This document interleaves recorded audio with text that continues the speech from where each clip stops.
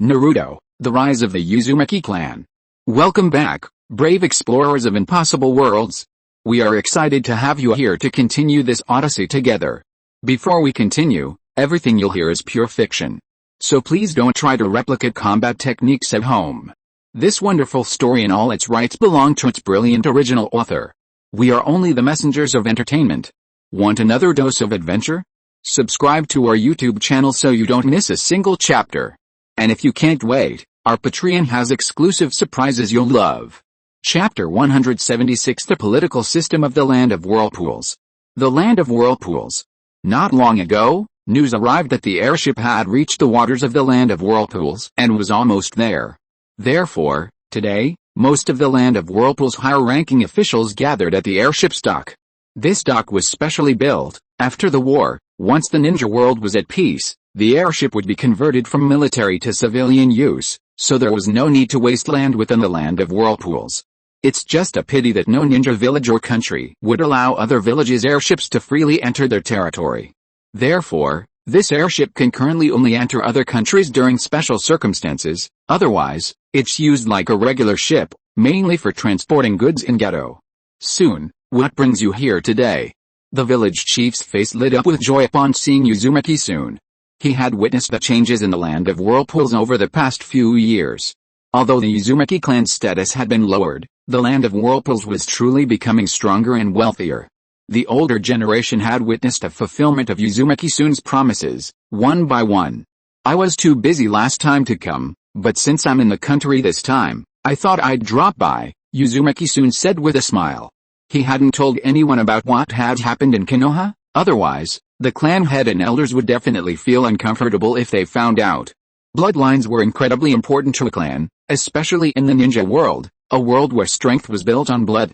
After all, they might become citizens of the Land of Whirlpools in the future. With a national leader here to welcome them, coupled with the Land of Whirlpools' sweet talk, he couldn't believe these suffering civilians wouldn't be grateful. Indeed, the clan had nodded, laughing loudly. They'll all be citizens of the Land of Whirlpools in the future. When he became the Uzumaki clan, he never thought about becoming the sixth great nation. He only wanted to survive peacefully in the chaotic world, relying on Konoha, one of the 5 great ninja villages. In the end, he never imagined they would even betray the promise left by Lord Hashirama. How laughable. But now, he believed that the Land of Whirlpools would definitely succeed, and would surely become a powerful nation in the ninja world in the future. His only worry was the growth of the younger generation. After all, the Land of Whirlpools still had too few ninjas. Perhaps there was Ziosun as a cage, but that was all there was. Sigh. The clan chief sighed and said with emotion, "We still have to persevere for a few more years." Uzumaki soon ignored the clan chief's sigh. The strength of a nation cannot rely on the strength of one person. Of course, it might be possible if it were a technological advancement, since the emergence of a new technology could benefit so many people. But, in this already perfected ninja world, technological development cannot be caught up with in a short time. For now, let's make the Land of Whirlpools a populous nation first. The ancestors said that many people have great strength. Perhaps 1 or 2 talents who can bring a future to the Land of Whirlpools will emerge from among these people. They're here. Uzumaki soon looked at the sky and murmured with a smile, "We have arrived in the Land of Whirlpools. Please disembark in an orderly fashion." A Whirlpool ninja shouted, looking at the refugees who remained quietly on the deck. "Now, please disembark in an orderly manner." Looking at the bewildered faces of the refugees, they weren't already very familiar with him. Wasn't this the same when those refugees first arrived in the Land of Whirlpools? And now, those refugees had all become citizens of the Land of Whirlpools. If someone said, "Hey, aren't you a citizen of X country?" they would roll up their sleeves and fight you. Even the teachings for the next generation were, "Child, you are a citizen of the Land of Whirlpools. You must not bring shame to the Land of Whirlpools. Study hard." This was all thanks to Lord Sun's changes. Everyone was slowly integrating into the Land of Whirlpools. Therefore, the Whirlpool ninja believed that it wouldn't be long before these refugees also became citizens of the Land of Whirlpools. "Slow down, everyone slow down," the Uzumaki ninja called out with a smile. "Make sure you've taken care of the children, there's no rush." Hearing the ninja's words, the previously panicked refugees slowed their pace and, led by the ninja, disembarked from the airship in an orderly fashion. For the past few days on the airship, They had been filled with worry and confusion, fearing the land of whirlpools. They had been forced here. Therefore, some didn't believe the ninja's promise of a happy life, and were even afraid of the ninja's kindness, fearing they would be taken to undergo horrific experiments. But now, they had finally arrived in the land of whirlpools. Clan head, we can't go on like this? Senju Hideaki looked at the Senju clan head, his face filled with worry. These past few days, the clan members have sacrificed too much to defend against the Cloud Village ninja. He didn't understand why the clan head had brought the entire Senju clan to the battlefield. Even if it was to atone for the clan's sins, it didn't have to be like this. Besides Princess Tsunade and Naoki, this was the entire Senju clan. Not enough. The Senju clan chief stared coldly at the battlefield, saying calmly, not enough.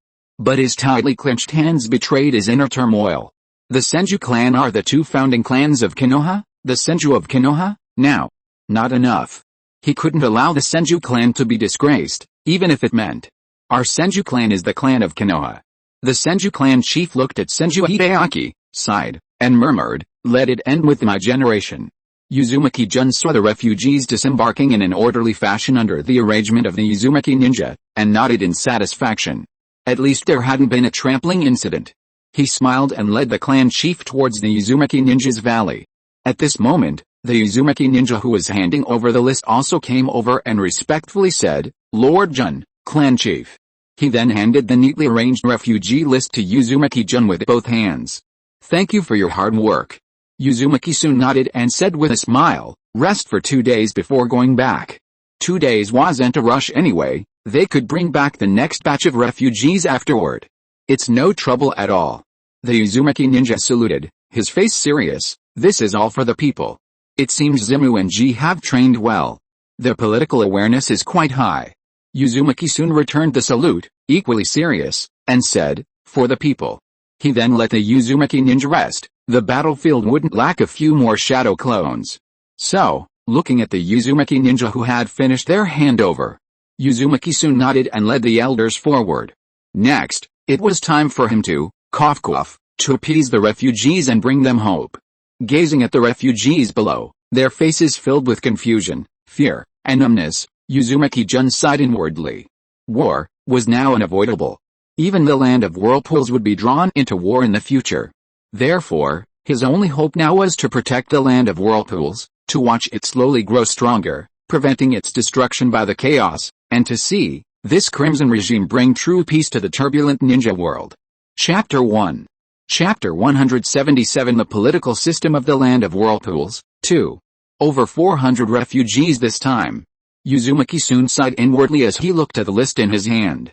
Nearly half a month had passed, and they'd only managed to capture such a small number. It seemed the population of the Land of Rain was still too small.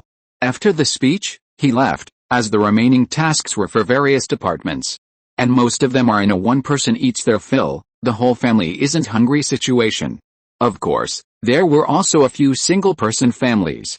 This was the Norman War, especially in a country like the Land of Rain, which was constantly embroiled in conflict. It was incredibly difficult for a family to survive intact. Hunger, cold, and ninjas, these were all terrifying things that could cost them their lives. Huh? This name? Uzumaki soon looked at a list in his hand and murmured, is it Konan? She was the richest woman in the ninja world. If the explosive tags weren't bought with the funds Kokuzu earned, Konan would truly be in the top 10 of the ninja world's richest list. After all, she was a woman who could produce 600 billion explosive tags in one go. I wonder if they were made themselves or bought, Uzumaki-jun murmured, stroking his chin. If they were made themselves, then the Land of Whirlpools wouldn't need to buy explosive tags from other ninja villages anymore.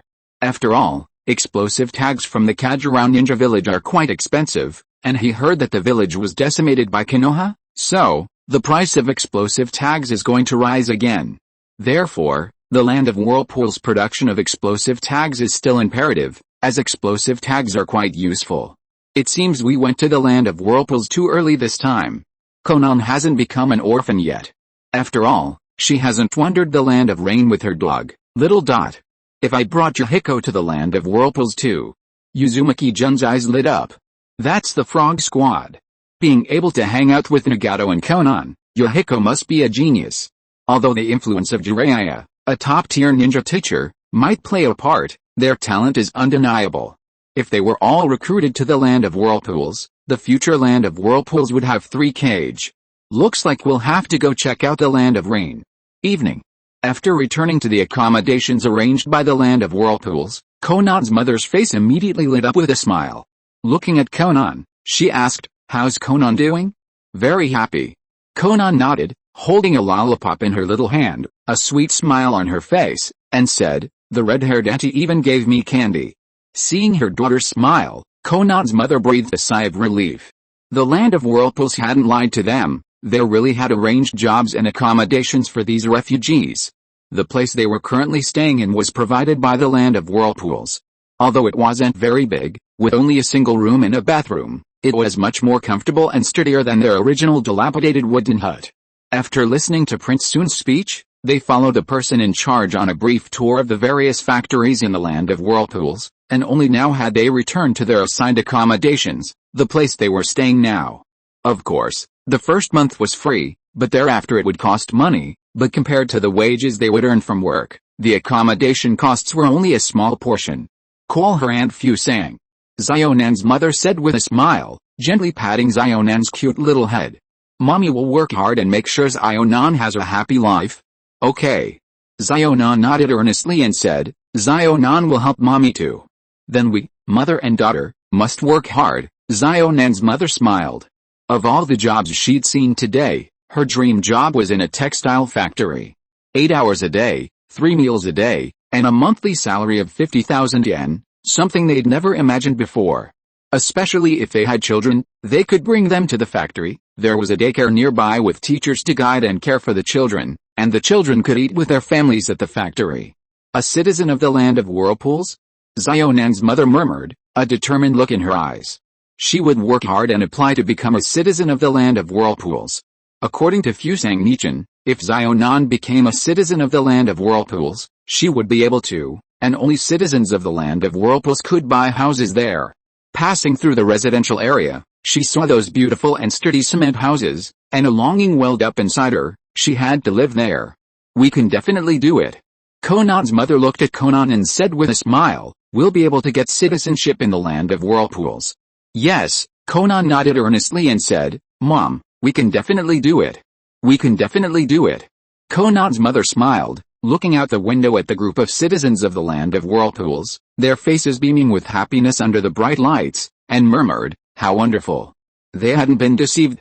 The land of whirlpools truly was paradise. On this day, all the refugees who came to the land of rain, like Conan's family, looked at the still brightly lit land of whirlpools under the night sky with disbelief, their eyes filled with longing for the future. It was all real. "Konoha. Danzo, you are here." The Uchiha clan had frowned as he looked at Shimura Danzo, who had reappeared in the Uchiha clan, and asked, "Is there something you need?" Danzo was silent for a moment, then sighed and said, "Are you aware of what's been happening lately?" The Uchiha clan had nodded. Of course he knew. The ninja world was buzzing with rumors about Konoha sending Enbu to support the main Gekkai Sharingan. Although he didn't know the details, the villagers had been looking at the Uchiha clan strangely lately, as if that perverted clan annihilating maniac with a main Gekkai Sharingan was actually Uchiha.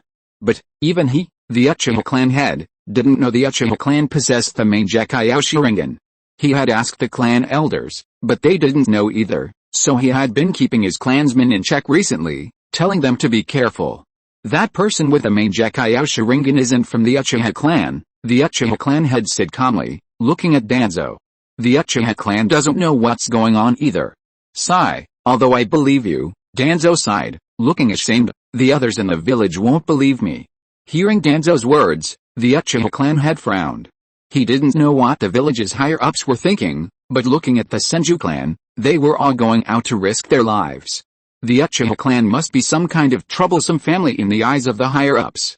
"Rest assured, no matter what, Danzo, will never allow your Uchiha clan to suffer such an injustice."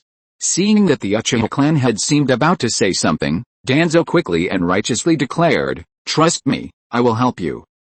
Shimura Danzo, the Dark One of the ninjas, the patron of Konoha, never lie. "Then thank you for your assistance, Danzo." The Uchiha clan had nodded calmly, seemingly unmoved by Danzo's words, and said, if there's anything the Uchiha can do to help. In any case, Danzo had helped the Uchiha clan a great deal during this time. Therefore, the Uchiha clan never owed anyone a favor. Sigh. Hearing the Uchiha clan's words, Danzo touched his right eye with satisfaction, sighed, and said, "The Hokage-sama has ordered all Uchiha clan members on missions outside to return to the village. After all, with something like this happening, it's quite dangerous for the Uchiha to be out there." The Uchiha clan had raised an eyebrow upon hearing this, but finally nodded, saying, "All right, I will order them back. It seems the village still doesn't trust the Uchiha.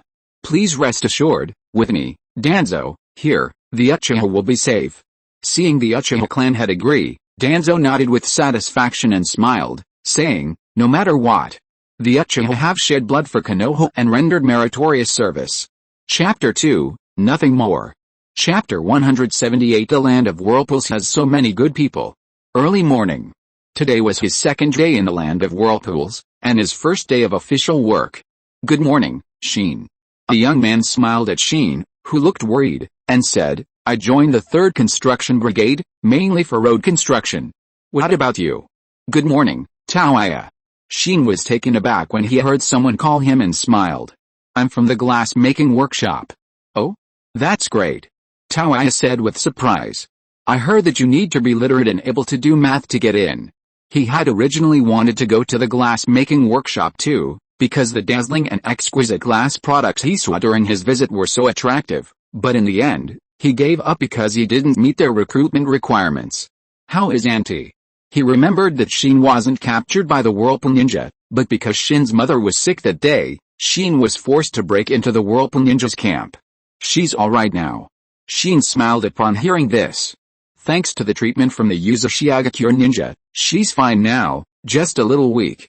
"You were lucky to have stumbled into Uzumaki Clan's territory," Taoya said with a sigh. "Otherwise, she probably wouldn't be." "Yes," Sheen said with a look of relief. "I can hardly believe it. Originally, he just couldn't bear to see his mother, so old, suffering from illness, but he never expected. This is truly fortunate." "A citizen of the land of Uzumaki Clan," Sheen murmured with longing. Seeing the happy lives of the citizens of the land of Uzumaki Clan, he felt an urge to become a citizen of the land of Uzumaki Clan. "Oh, I'm leaving now." Taoya glanced at the refugees emerging one after another. This building was where these refugees from the land of rain lived. He said, "I have to go to work now, I'm leaving first." "Okay, good luck." Sheen nodded, watching Taoya's departing figure. He smiled and shook his head, saying, "I'll work hard too." Because it was their first day of work, these refugees didn't want to leave a bad impression on their superiors, so they got up early, their hearts filled with excitement and trepidation. They knew they were only here in the land of whirlpools to work, not as citizens. But, as long as they worked hard, they could get rid of their temporary residency status and obtain citizenship in the land of whirlpools. Seeing the happy expressions on the faces of the citizens of the land of whirlpools, they were filled with longing to become a part of the land of whirlpools. "Work hard." Taoya had already arrived at the gathering place the manager had mentioned yesterday, looking at the noisy crowd of citizens from the land of rain in front of the gate. "So there are people who got here even earlier than me." Unlike Sheen, Taoya also had family with him. When he was 13, his father, who had been by his side, also perished in the war in the land of rain. As for his mother, he had no memory of her. So when he was captured by the Uzumaki ninja, Taoya didn't resist. Instead, he obediently followed them. Since he saw no future in the land of rain, why should he live? But little did he expect, that day, Taoya tasted the most delicious meal of his life, the first time he had ever eaten his fill. The food taken from the tin can was unbelievably delicious. So Taoya completely ignored the trembling refugees and the Uzumaki ninja around him, and ate to his heart's content. Even if he died, he wanted to go to see his father with a full stomach and proudly tell him, "Dad, I came downstairs after I ate my fill." However, what he initially thought the Uzumaki ninja were just deceiving him slowly came true before his eyes. Yesterday, he received his first month's salary advance from the supervisor. While everyone else returned to their assigned rooms in disbelief, he walked alone through the commercial streets of the land of whirlpools. There, he saw smiling civilians, ninjas helping them, and even the police. He'd heard that if you were in trouble, you could ask them for help. Finally, He ate what he considered the second best meal of his life. Whirlpool ramen. So, Tawai was very happy now, happier than in the past 17 years combined. He wanted to be a part of the land of whirlpools. Supervisor, Tawai called out to a man who looked to be in his 30s, "Good morning." He'd met him yesterday when assigning work. This was the supervisor of the 3rd Infrastructure Team, named Ashiro Hei. He was originally a war refugee, but after coming to the land of whirlpools, he became a citizen and lived a happy life. He'd heard he was married in the land of whirlpools and now had a daughter around 4 years old. How happy he was. Good morning. Ping smiled and nodded, saying, "You're all up pretty early." Because of the expansion of the infrastructure team, he had recently been promoted to the head of the 3rd team, managing 5 smaller teams. "Everyone, let's go in and have breakfast first," Ping said, counting everyone's arrival. "Remember to eat your fill. Don't be afraid, if you're not full, just have more, otherwise you'll get hungry quickly while working." He knew what these refugees who had just arrived in the land of whirlpools were thinking. Excitement, worry, fear, that was their current feeling, just like the refugees from the land of fire who had just arrived. They couldn't believe it was all real. "From now on, you can all come to the mess hall by yourselves for meals," Ping said, leading them to the construction team's mess hall. "No need to wait for anyone, first come, first served. But after you finish eating, wait a moment. I'll assign you to teams, and today you'll familiarize yourselves with the work processes under your respective captains. Don't worry, it's not complicated, just a little physically demanding." Ping was deeply grateful to the land of whirlpools. It was because of coming to the land of whirlpools that he met his beloved wife and had their most precious child, their daughter. "Maya Omio will be starting school in a couple of years," Ping murmured with a smile, thinking, "I wonder if she'll be able to become a ninja." Even now, it all felt so unreal, like a dream. He was incredibly grateful to the land of whirlpools. It was the land of whirlpools that had given him all of this. Therefore, as a citizen of the land of whirlpools, he would diligently complete all the tasks assigned to him by the land of whirlpools. Seeing the refugee still staring blankly at him, Ping snapped out of his daze and said with a smile, "Get your utensils over there. Just follow the old workers, but remember to line up and don't make a fuss. Alright, go eat." After hearing the manager's words, Tawai picked up a set of utensils, just like the old workers who had already started lining up. He was very curious about everything here, but also a little scared. Worried that he might accidentally do something wrong and be kicked out of the land of whirlpools. And soon it was Tawai's turn. A fat man wearing a white hat and white robe peeked out and glanced at Tawai. Just as Tawai thought he had done something wrong and was about to apologize. "A bit thin." A citizen who arrived in the land of whirlpools yesterday, the fat chef muttered, then grabbed 4 large steamed buns. "These are the land of whirlpools' specialty, large meat buns. Eat more. You can't stay like this, you're too thin. If you don't have the strength, you can't do much heavy work." "Thank you." Looking at the 2 large meat buns on the plate, Tawai nodded with gratitude. Thank you. So he hadn't done anything wrong after all. "Hurry up and go, don't block the people behind you. Go to the front, there's porridge and noodles there," the chef said impatiently. "Next." Hearing this, Tawai quickly moved forward. Although he had been yelled at, his heart was still warmed. There are so many good people in the land of whirlpools. Chapter 1. Chapter 179. As for the refugees' first day at work, Uzumaki-jun was fully aware of it. He had personally inspected each work location this morning, and everything was going as he expected. No trouble had occurred. The first batch of refugees were gradually integrating into life in the land of whirlpools. In this way, perhaps in a few days, when the next batch of refugees arrived, the first batch could serve as role models, guiding the second batch to adapt to life in the land of whirlpools. Humans are herd-oriented creatures. When they see familiar faces integrating into the land of whirlpools, they will gradually integrate and adapt as well. Furthermore, the long-standing wars in the ninja world have made people cherish peaceful lives even more. Also, due to bloodlines, it's common for ninjas to have different appearances, and there's no racial discrimination. This is also an advantage of the ninja world. If Hashirama had been more powerful back then, the ninja world would have been unified long ago, and there wouldn't have been so much nonsense. Moreover, these refugees will receive ideological education in the land of whirlpools tonight. It's estimated that through a gradual, Subtle influence, coupled with the contrast between the Land of Whirlpools' harsh reality and their former lives, only citizens of the Land of Whirlpools will remain there eventually. Uzumaki-jun wasn't worried that these people would eventually leave the Land of Rain. According to the history of the ninja world, war wouldn't disappear unless the one country one village policy was changed. Powerful ninjas wouldn't care about the suffering civilians below. Besides, the gods of the Land of Rain were still in the Land of Whirlpools, and angels had also come to the Land of Whirlpools. What peace could the Land of Rain possibly have? If Hanzo had that ability, the Land of Rain would have been at peace long ago, and Omega Cure would have become the 6th greatest ninja village. Before the advent of scientific weaponry, and before the class distinction between ninjas and civilians blurred, Uzumaki-jun could say, if there was a paradise in the ninja world, it would definitely be the Land of Whirlpools. No one would abandon a peaceful life to return to those chaotic, war-torn eras. Of course, ambitious people don't count.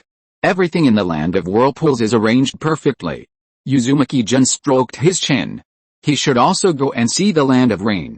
The beginning is always the hardest, but as long as things were arranged this way, there wouldn't be any problems, so he no longer needed to oversee the country. He also arranged for a shipyard to build the 3 airships for Konoha during this period. The current technical hurdle for the airships is that the ultra-lightweight rock technique can only be inscribed onto the airship, like a single integrated machine, and cannot be separated. Without precision machining equipment, this manufacturing method increases the cost of the airships, as no one can guarantee zero errors.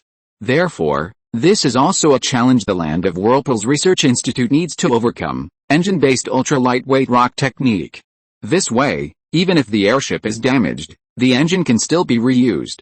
Of course, only defective parts will be sold to others. The technology's secrecy measures still need to be strengthened. It's time to go to the Land of Rain. Uzumaki soon stretched and muttered. Let's see if Tsunagakure and Omega Cure have any sense of contractual obligation. Omega Cure. Konoha? Humph. Hanzo of the Salamander gazed in the direction of Konoha. As the guardian of the Land of Rain, he naturally knew the reasons behind its long-standing wars. Located in the middle of the 3 great nations, the Land of Rain's development was constrained by them. So, it wasn't that no one in the Land of Rain could quell the wars and bring peace, but rather that no one wanted to see a peaceful nation ruled by a demigod. The Mangekyou Sharingan. Yesterday, Hanzo of the Salamander also received shocking news that shook the ninja world. Konoha had sent its Anbu to support the Mangekyou Sharingan. It seemed Konoha would have a hard time clearing its name this time. Faced with irrefutable evidence, it wasn't enough to simply say I don't know the Mangekyou Sharingan, especially since the Uchiha clan was indeed Konoha's bloodline. So, I heard that in the past 2 days, many ninja villages have resurfaced, demanding that Konoha return the bladed weapons and hand over the Mangekyou Sharingan. It's just a pity that Omega Cure used those 200 million to buy the Infinity Gauntlet, and now they can only quietly confront the Uzumaki ninjas. As a demigod of the ninja world, he still has that much credibility. Otherwise, with him, a demigod of the ninja world, joining in, Konoha would be doomed sooner or later. Let's wait. Hanzo of the Salamander murmured, his eyes deep and his hands behind his back. Perhaps this war is the opportunity for the Land of Rain to rise. Have those civilians learned to use the scientific bladed weapons? Hanzo of the Salamander looked at the ninja beside him. Tell them to familiarize themselves with them as soon as possible, otherwise. The Land of Rain doesn't need useless people. I've already arranged for them to train. The ninja nodded, hesitated for a moment, and said, but for some reason, many civilians have disappeared from the Land of Rain. Some houses still have their belongings, but no one is there. When he went down to look for civilians a few days ago, he visited several places, and basically all of them were 10 houses, 10 empty. Civilians have disappeared? Hanzo of the Salamander frowned after hearing the ninja's words. Have you found out why? Were ninjas massacring civilians? Although he didn't care about these civilians without ninja talent, they were still citizens of the Land of Rain. They seem to have been taken away by someone, a rain ninja said respectfully. We haven't found anything. It seemed that once they appeared, nothing happened. In that case, Hanzo of the Salamander pondered for a moment, then said, don't worry about it for now. Focus on teaching the civilians how to use bladed weapons. Anyway, the Rain Village couldn't afford that many bladed weapons, and didn't need too many civilians. These matters could be dealt with later.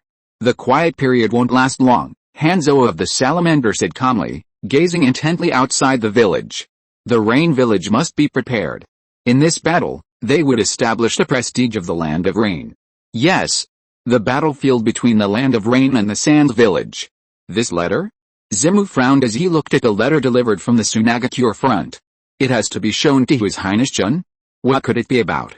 As someone who knew about this war, he knew that His Highness Jun was making deals with Sunagakure, but it hadn't even been 5 months yet. Why would Sunagakure want to see His Highness Jun at this time? What happened? Uzumaki Hibiki walked in and asked, looking at Zemu, who was staring at the letter in deep thought. What are the Sunagakure ninja doing here? They sent a letter to His Highness Jun. Zemu looked at Hibiki and said with a frown. I don't know what it is yet. But recently, I've been telling my men to be on high alert. I have a bad feeling. As for this letter, I can only give it to His Highness Jun when the airship returns. However, before Zemu could finish speaking. What do you want to give me? A familiar figure suddenly appeared. Uzumaki soon looked at Zemu and Ji with a puzzled expression and said, What's the matter? A letter from the Sands Village. Zemu paused for a moment upon seeing the sudden appearance, then said respectfully, They said they must deliver it to you personally. The Sand Village? Uzumaki soon took the letter, confused. What was the bald man doing delivering a letter at this time? The Land of Whirlpools was currently at war with the Sand Village. Wasn't he afraid of being discovered sending a secret message? Uzumaki soon opened the letter with a puzzled expression. He'd better take a look first. After scanning it, his eyes narrowed instantly. This Kazakage is desperate for money. Chapter 2. Chapter 180 Wind Shadow, none of them are normal. Uzumaki Jun sneered at the letter the Kazakage had sent him, then a small flame instantly burned him away. Was this bald gangster driven mad by poverty? He'd thought this second-generation magnate, who created magnet release and puppet technique, would be more normal, but he hadn't expected, he was a madman too. He was even throwing money at Uzumaki Jun. Did he really think the Land of Whirlpools was afraid of Sunagakure? Didn't he know this airship belonged to Akatsuki? It seems I really don't know. Uzumaki Jun murmured, stroking his chin. It seems only Konoha knows right now.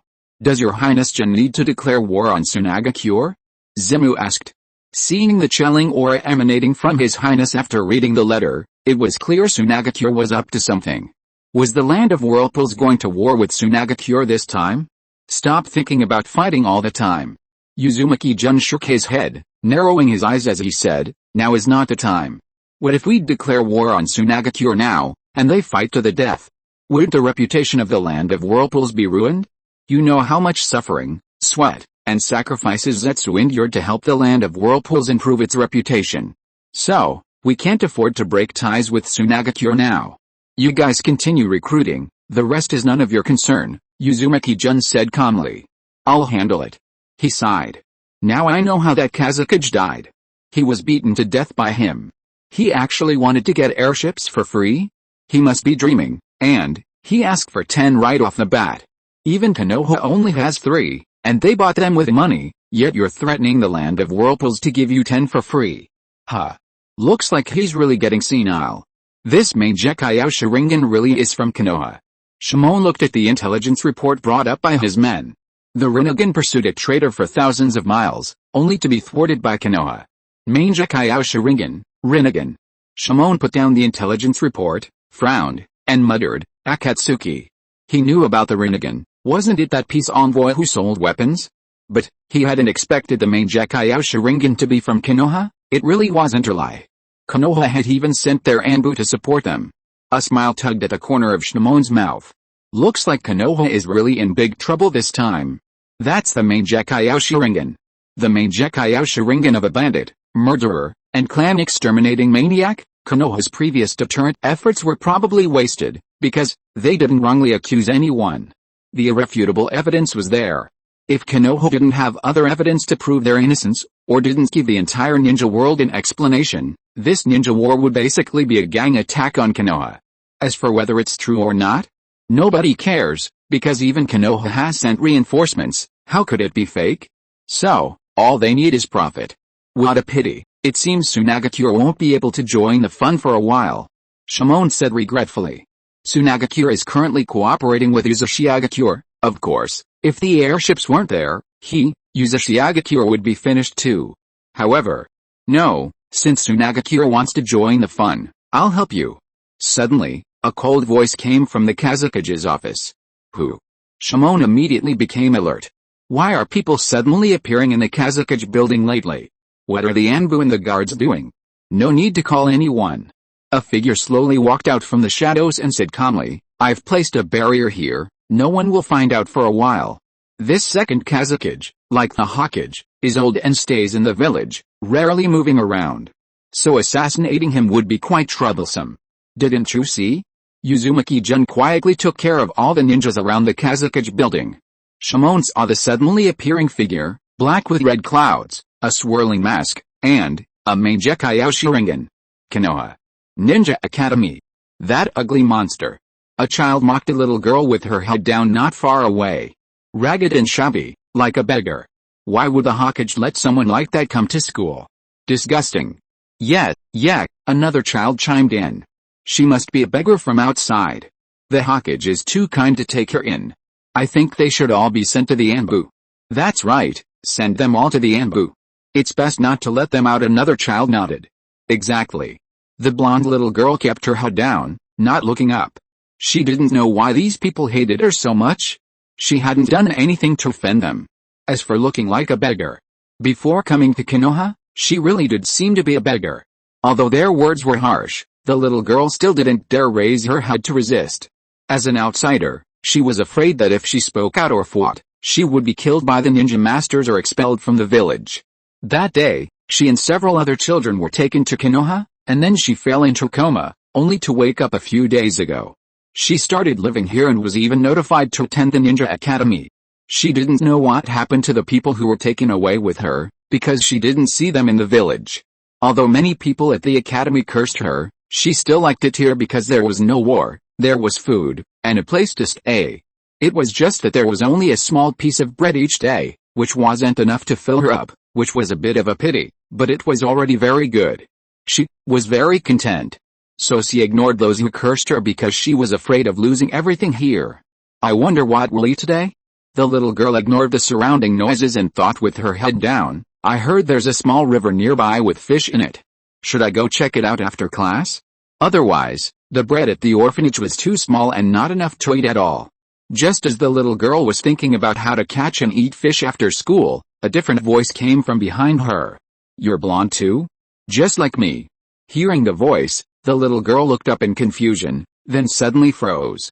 A blonde boy stood before her, smiling warmly, and said in a gentle tone unlike anyone else's, Hello, my name is Mangekyou. Shimon stared in shock at Uzumaki-jun in front of him. Did Tsunagakira also have some kind of six-paths blade technique? Otherwise, why would this Mangekyou Sharingan be here? Magnet release, iron sand. Shimon didn't think much of it and immediately formed hand seals. He should keep him here for now. But Shimon's ninjutsu wasn't finished yet. Jinjutsu, 2-second stun. Uzumaki-jun said coldly. He wanted to use magnet release again? Don't dream about it. Did he really think he was joking about adding points to cage-level Jinjutsu and Taijutsu? 2 seconds was enough. Uzumaki soon instantly appeared beside him, and then PFFT. Shimon glanced down at his chest, his eyes widening. Then turned to look at the masked man, exclaiming in horror, You, who are you? However, Uzumaki soon, wearing a mask, blinked. Guess. Chapter 3. Chapter 181 The second Kazukage disappears. Night. Lord Kazukage, we have intelligence. A sand ninja knocked on the Kazukage's office door, but after waiting a while, still hearing no sound from the Kazukage, he frowned. Is the Kazukage asleep? The Kazukage had indeed been exhausted these past few days. Although the Sand Village and the Uzumaki ninja were currently in a standoff at the border without any fighting, the war preparations and troop movements couldn't be slowed down for even a moment. After all, everyone knew that this period of peace wouldn't last long. The Sand Ninja frowned, unsure whether to wake the Kazukage. The Kazukage wasn't young anymore, and long-term sleep deprivation was very harmful to his health. Should I come back later? The Sand Ninja thought for a moment, then, holding the documents, decided to ask a patrolling ninja. Once the Kazukage woke up, he would immediately send someone to inform him. After all, this intelligence came from the Land of Fire. It must be very important. But where are the patrolling ninjas? The sand ninja waited a while, frowning as he looked around. Why haven't any ninjas come yet after so long? And the Kazakage building is unusually quiet today. Suddenly, he seemed to remember that when he entered the Hokage building, there weren't any guards there either. The sand ninja immediately sensed something was wrong, turned around and banged on the door, calling out, "Kazakage-sama! Kazakage-sama!" But still no one answered. Bang! The sand ninja kicked the door open forcefully and rushed inside in a panic. Kazakage! Kazakage! He froze. Enemy attack! Uzumaki-jun stopped, looking at the sand village behind him that had suddenly brightened and emitted a piercing sound, and muttered, "It seems some sand ninja have discovered it." Because this wasn't the strange technological era of later times, the lights behind him weren't the street lights of the land of whirlpools, but oil lamps and torches. "Try threatening me." Uzumaki-jun looked at Tsunagakure, a mysterious smile playing on his lips. I wonder what their expressions will be when they discover the village chief is missing and the traces left behind? Hell, they're probably looking on incredulously right now. But, sigh, I wonder what to do with that cooperation? Uzumaki-jun sighed. Only a few high-ranking Tsunagakure officials knew about the cooperation between Uzumaki and Tsunagakure, the rest were just ninjas following orders. So Uzumaki-jun didn't know if they would continue the cooperation when they saw Shimon was missing. Otherwise, Uzumaki would have to recruit from a Megakure.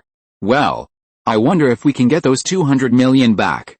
Just as Uzumaki-sun was pondering how to control the situation and prevent the Sands village from discovering that this matter was related to the land of whirlpools. Swoosh! Uzumaki-sun stared blankly at the sudden flash of fire in the distance, then exclaimed, "Great fireball technique?" It seemed that few people in the Sands village knew fire release, and this direction wasn't from the Sand village's direction either. It seems that someone from another ninja village has come to the border of the Sand village and has been discovered. Uzumaki-sun narrowed his eyes. Who is coming to the Sand village at this time? He had just dealt with a person, and now people from another village were coming. Could it be that they saw that the Sand village and the land of whirlpools had been at peace and came to cause trouble? This is too hasty. Let's see who goes first. Uzumaki-sun sighed. We can't afford any accidents at this point. It seems to be magnet release. A sand ninja crouched down, touched the corpse in the Hokage's office, and said with a frown, "And it was a one-hit kill." You mean? A woman with purple hair, probably in her 40s and still quite attractive, stepped forward and said with a frown, "Could it really be him?" The surrounding high-ranking officials' eyes narrowed upon hearing the woman's words. They looked at the dozen or so ninjas lying on the floor in disbelief, their hearts still filled with doubt. If it really was like this, why would the Kazakage do this? Magnet release was created by the Kazakage. Not many people in the Sand village know it. And these ninjas in front of them, whether Junin or Jinan, were all killed in one hit without any warning. In that case, it could only be someone they knew, or even, someone they dared not resist. Has the Kazakage been found? A man in his 30s grabbed the Sand ninja beside him and roared, "What about the Anbu? Have they found anything?" "Advisor Ebizo, we haven't found anything yet," the Sand ninja replied respectfully. "The Kazakage hasn't found anything either. It seems we need to prepare," the woman said, frowning again. "Whether the Kazakage betrayed the village or not, Impossible." Suddenly, a young man stepped forward, looking at the woman and saying sharply, "Advisor Chiao, my master would never betray the village.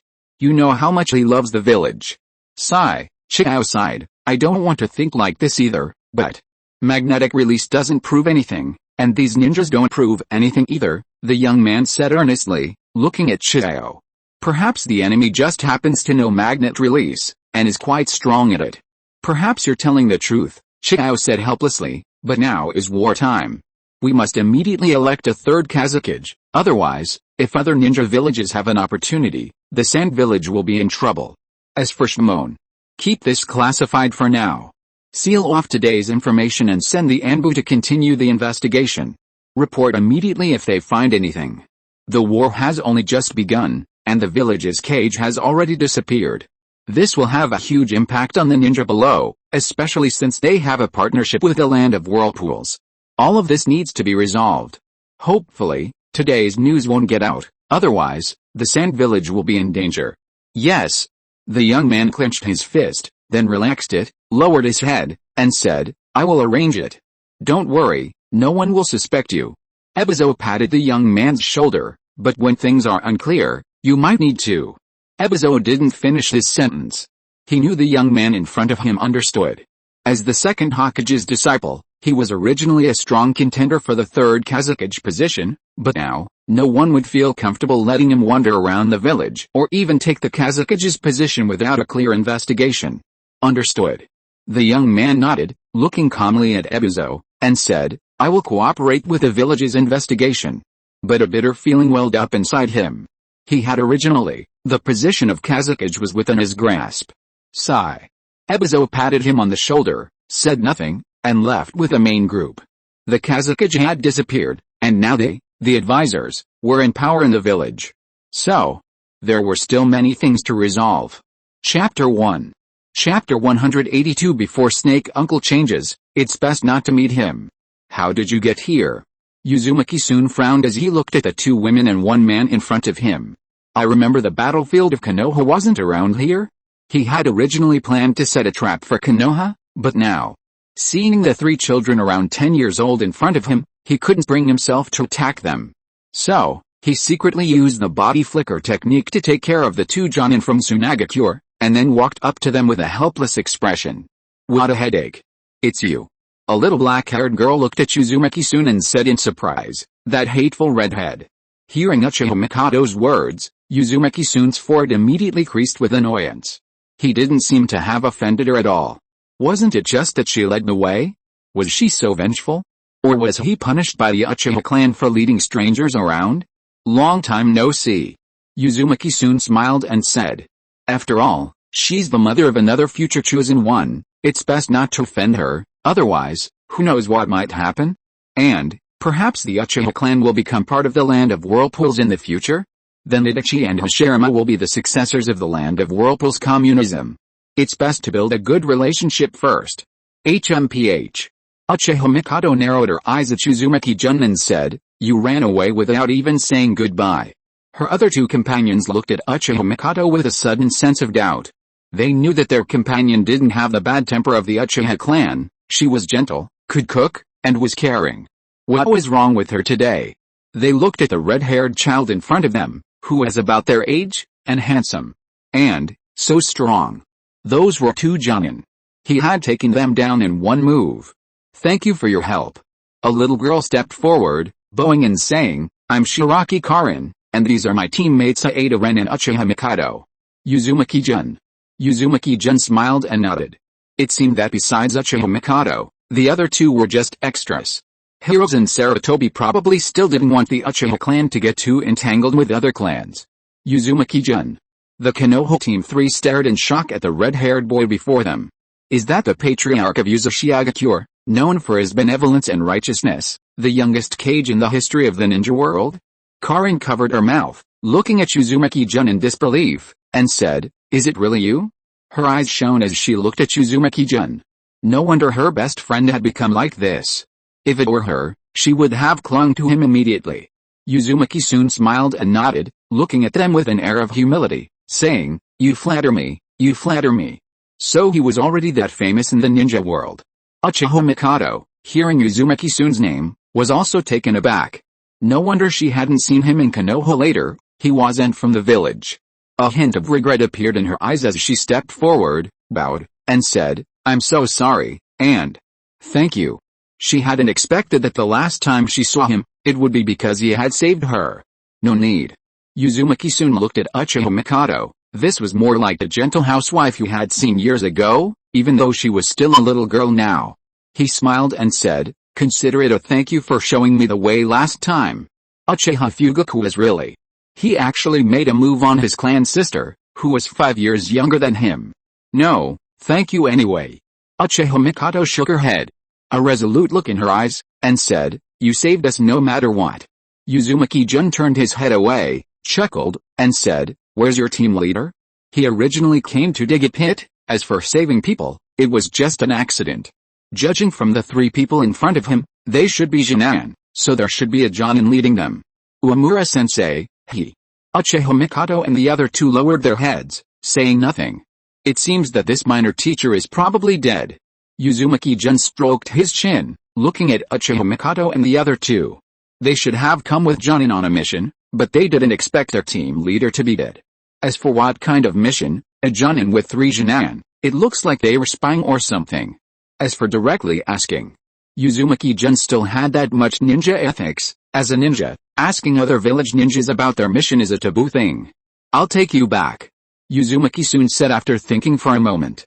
It's still quite dangerous here. I've heard that something seems to have happened in Sunagakure these past few days. But it's still unclear, so you should leave as soon as possible. Uchiha Mikoto and the other two exchanged glances and said, thank you. Karin and Ren, in particular, nodded without saying anything, even feeling a little excited inside. This was a cage. If he took them back, they would definitely be very safe. As for Uchiha Mikoto, she glanced at Uzumaki-sun, a slight smile appearing on her lips. She remembered their first meeting. How strange. Konoha camp. Who goes there? Just as Uzumaki-sun and the other two approached, a Konoha Jonin jumped out and shouted, stopping them from entering. We are Konoha Jonin. Uchiha Mikoto stepped forward, handing over her identification, and said, due to some unforeseen circumstances, this and that. So it was Uemura's team. The Jonin sighed inwardly after hearing this, looking at Uchiha Mikoto and the others, saying, don't be sad, as ninjas. Sacrifice is inevitable.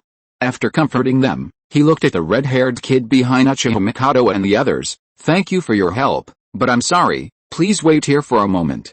I need to go in and ask Lord Orochimaru. So the commander here is Orochimaru. Uzumaki-jun quickly shook his head, saying, no need, the battlefield in the land of Whirlpool still needs me to be there, so I must go back immediately. Without waiting for their reply, he used the Flying Thunder God technique. Now was not the time to meet Orochimaru. Before he turned to hatred towards Konoha, he shouldn't meet with Orochimaru, otherwise, who knows what might be discovered. After all, researchers are all incredibly intelligent, especially Orochimaru, who created the technology that drives the entire Boruto storyline. It's best to avoid him for now. Although the land of whirlpools is eager for talent, Orochimaru simply won't be working with you right now. Let's wait until later. Who knows what kind of collaboration he might have with Orochimaru then. Right now, Uzumaki-jun would rather see a top-tier ninja teacher than Orochimaru. After all, the scenery at Mount Myaboku is quite beautiful, and who knows what the Great Toad Sage will dream about, or what prophecies he might make. So, let's wait until he becomes more powerful before discussing cooperation, truly worthy of being the youngest Kage. A Konoha-jun sighed, looking at the spot where Uzumaki-jun had left. He really knows space-time ninjutsu. Uchiha Mikoto watched Uzumaki-jun disappear, sighed inwardly, then turned to see Karin staring at her curiously. She asked, what's wrong? She touched her face. Are you dirty? No. Karin paused for a moment, then smiled and hugged Uchiha Mikoto. Uchiha Mikoto was startled by Karin's action, but calmed down and said nothing. She gently hugged Karin and smiled, saying, it's alright. Yes. Karin hugged Uchiha Mikoto tightly, and said with emotion, it's so good to be alive. Chapter 2. If you are listening to this novel on a channel other than Fanfic World, it means it was downloaded and re-uploaded without effort. We warmly invite you to visit our channel, Fanfic World.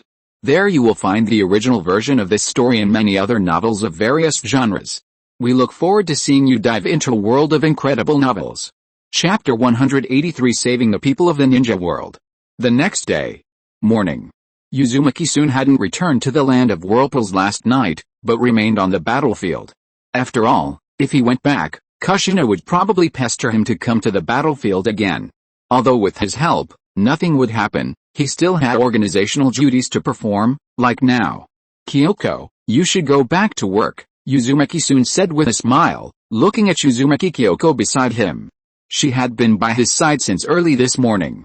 Although he was somewhat happy that his secretary had been replaced by a cute young lady, the camp was still severely lacking in medical ninjas. Kyoko must be very busy, so it was best not to waste time here. Okay.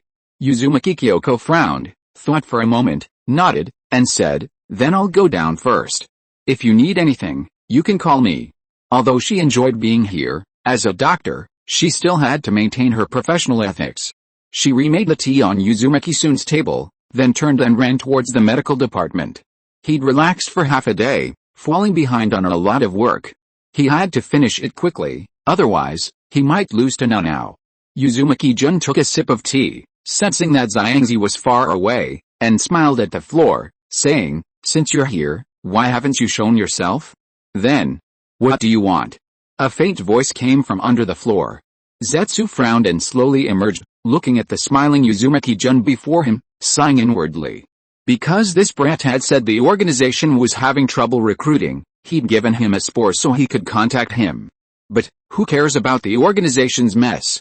He hadn't given the brat his contact information because he was worried the brat would keep asking him to film. Knowing the brat had a crucial mission, how could he have time for such trivial matters, and now he wanted his contact information? Hell, he absolutely wouldn't, cough cough. He couldn't beat him. He couldn't beat him. So, in the end, he had no choice but to compromise. He wasn't being cowardly, but rather preserving his life to rescue his mother. Our company's performance has been growing rapidly recently, but we've reached a bottleneck. Uzumaki soon put down his teacup, looked at Zetsu, and said with a smile, "So it's time to establish a branch office?" Zetsu looked at Uzumaki soon with a puzzled expression. What did he mean? Why didn't he understand? Sigh. Seeing Zetsu's bewildered expression, Uzumaki soon sighed, then smiled excitedly and said, "You got promoted." "You got promoted? Aren't you very happy to hear this news? Look, you're so happy you're stunned." "Who's happy?" Seeing Uzumaki-sun's expression, Zetsu's heart suddenly skipped a beat. Why did he have a bad feeling? What was this brat planning now? "Sister Xiangzi, is my dad alright?" A little boy with orange spiky hair looked at Xiangzi with longing and asked anxiously, "Why hasn't he woken up yet?" "Your father is fine." Xiangzi squatted down, looked at the child in front of her, and smiled. "Are you called Yahiko?" "Yes." Yahiko nodded and said, "My name is Yahiko. Your father is sick and needs to rest now." Xiangzi patted Yahiko's head and smiled. "He'll probably wake up in a while." "Really?" Yahiko exclaimed with a happy smile, "Dad will wake up soon?" "Yes." Xiangzi nodded and said, "So you can go eat now and prepare some for your father. Remember, only by eating more will he recover faster." Okay. Yahiko jumped up happily, "I'll go eat now." He stopped at the door, turned around, and bent down, saying, "Thank you, Sister Xiangzi." "Okay." Xiangzi waved her hand and said, "Go ahead." "You're creating another organization?" Zetsu asked, frowning. "Why?" Although he didn't want to admit it, the Akatsuki was doing well, wasn't it? Their reputation had spread throughout the entire ninja world, and even with him, there were only 3 of them. But people wouldn't think that way. Manja Kaiao Sharingan, Rinnegan, going toe-to-toe with the god of shinobi. No. Uzumaki-jun shook his head, patted Zetsu's shoulder, and smiled, saying, "You're the one who created the organization." What did that mean? Zetsu looked at Uzumaki-jun speechlessly. Did he really think he could control that organization? Don't be ridiculous, his strength, it's weak, he couldn't possibly make anyone obey. However, don't worry, Uchiha-shin will help you. Uzumaki-jun smiled and said, "Nothing will go wrong." "Then this organization isn't yours?" Zetsu asked doubtfully. "In that case, can't you just handle it yourself?" What was he supposed to do with him? Take the blame? "No, these organizations all belong to Madara," Uzumaki-sun said righteously. "It's just that Madara is busy right now, so he's temporarily putting me in charge." "Yeah, right." Zetsu looked at Uzumaki-sun speechlessly, sighed, and said, "What exactly do you want?" "To be your legal representative," Uzumaki-sun said, narrowing his eyes. "And incidentally, I'll have you do some small tasks for the organization." Hearing the word small tasks, Zetsu's heart skipped a beat. This brat is up to something again. "Don't be afraid, it really is just a small task," Uzumaki-sun said with a smile, patting Zetsu's shoulder. "This is for the peace of the ninja world, you should be very happy to do it." "Who's happy? I don't want peace in the ninja world at all." Zetsu swallowed hard, intending to leave using Earth Release, but found himself completely controlled by the brat in front of him. He could only cautiously ask, "What is it?" "It's just..." Uzumaki-jun smiled at Zetsu and said, "Just to have you save the people of the ninja world. The battlefield between Konoha and Iwagakure. A 7-year-old cage? Orochimaru looked at the information handed over by the Jonin and exclaimed, truly a genius. As for the so-called generational friendship between Konoha and Uzumaki, he didn't believe a word of it. He wasn't that idiot Jiraiya. As the Hokage chosen by the old man, he knew some of the inside story, such as this alliance was obtained by exchanging Ninjutsu scrolls for 500 million.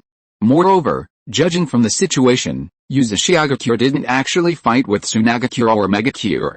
Although he didn't know the reason, but Uzumaki did indeed benefit from Konoha.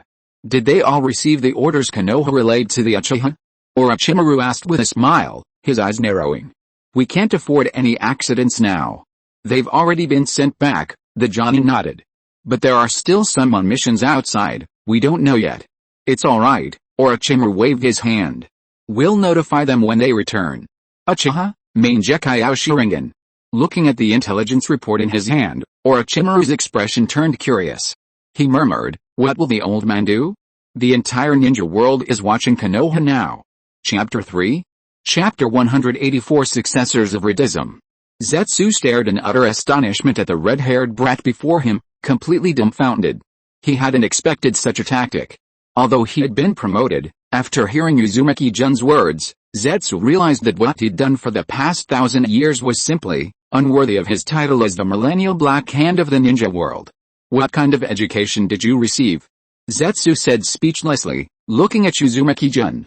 How could you be so heartless? He even wanted to be both a good guy and a bad guy. Why hadn't he thought of that back then? If he had done this earlier, he would have inherited the ninjutsu lineage from the Sage of Six Paths, unified the ninja world, collected the nine-tailed beasts, and then patiently waited for the Rinnegan to appear. Why did he have to be a lackey for a brat? Aren't you afraid of being discovered? Then the land of whirlpools might truly be erased from the ninja world map. Regardless of whether you're the god of the ninja world or not, as long as you infringe upon the interests of the entire ninja world, you'll eventually be attacked by all the ninjas. I know nothing. Uzumaki-jun looked at Zetsu with righteous indignation and said, this is all what you and Uchiha Shin did. I'm speechless. Zetsu had something he didn't know whether to say or not. No wonder he was asked to establish it, so that's the reason. But isn't this infringing on the interests of the ninja world? Zetsu frowned and said, aren't you afraid that the organization will be wiped out before it's even established? Although the land of whirlpools does the same thing, you're only causing trouble in your own country. As long as you haven't infringed on their interests, no one will care. But now, you're trying to cause trouble throughout the entire ninja world. It's fine. Uzumaki-jun's lips curled into a mysterious smile as he said, this is a period of war, and no ninja village will pay attention. Moreover, before you've gained real power, the other ninja villages won't care. Even if you gain power, as long as you haven't threatened them and no one gives a mission to a ninja village, they won't care. Even if someone gives a mission, only one ninja village will emerge, and it won't be a serious matter. By the time an organization gains power and influence, who knows how long that will take? While a single spark can start a prairie fire, by then, that spark will have become a raging inferno. Didn't you see how the Akatsuki was destroyed simply because it threatened Hanzo's rule? As for Nagato taking over, when the other ninja villages were unaware of their purpose, only a few people investigated. By the time they learned they were collecting the tailed beasts, the 5 great ninja villages were still going their own way, never even considering an alliance. Until finally, who knows how many years passed, even after Nagato's death, before the 5-Cage alliance was formed. So, who knows how many years it will take to destroy an organization. But right now, the organization only has so many strong individuals. Zetsu glanced at Uzumaki-sun, and most of them were just his pseudonyms. It's simply not enough to support an organization. Sigh, then you'll have to recruit them yourself. Uzumaki-sun smiled and squinted his eyes. This organization is in your hands, but don't forget our great goal. To save the vast ninja world. Zetsu looked at Uzumaki-sun with a pained expression. Stop talking. It makes me want to punch you. Don't worry, the organization won't forget your hard work. Uzumaki-sun said righteously. We will never let our employees sweat and bleed. There's one taboo in the ninja world that cannot be touched, the interests of the ninjas. Although the land of whirlpools has already touched upon this, it's only a small part of the land of whirlpools. Before the land of whirlpools shows its full power, no one will care. But if the entire ninja world does this, then no one will care whether you're a peaceful organization or not. As long as you infringe on their interests, then you can only be considered evil. This is also because the vast majority of ordinary people haven't yet mastered their own power. Even in Naruto initially resisted the scientific weapons. On one hand, they violated traditional ninja values, because even without serious training, one could wield immense power, hindering the development of ninjas. On the other hand, the appearance of these things greatly impacted the status of ninjas. After all, if ordinary people possessed power, who would bother sending missions to the ninja villages?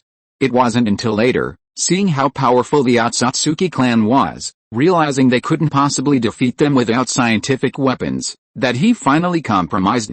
After all, the destruction of the world is far more terrifying.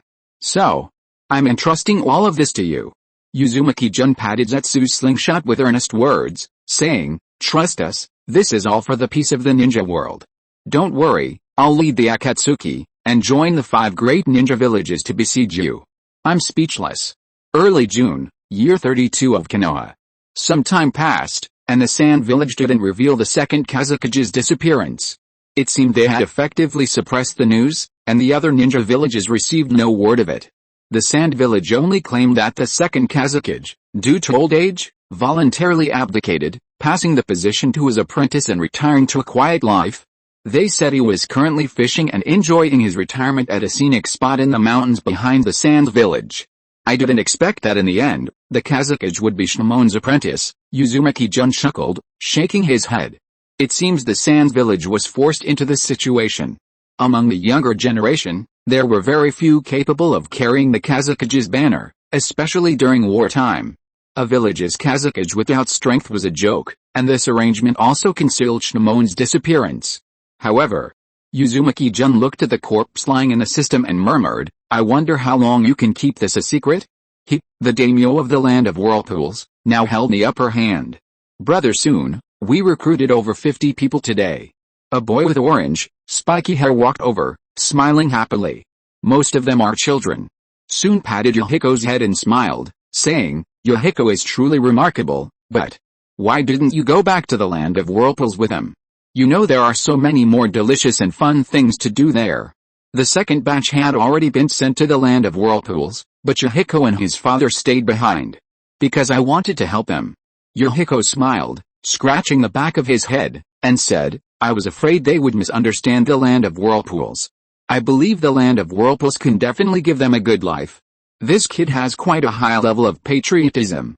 Just a few meals, and he already believes them." Soon patted Yohiko again, saying earnestly, "You will become an excellent successor of the Red Movement in the land of whirlpools. So patriotic before even starting ideological education, not bad, not bad."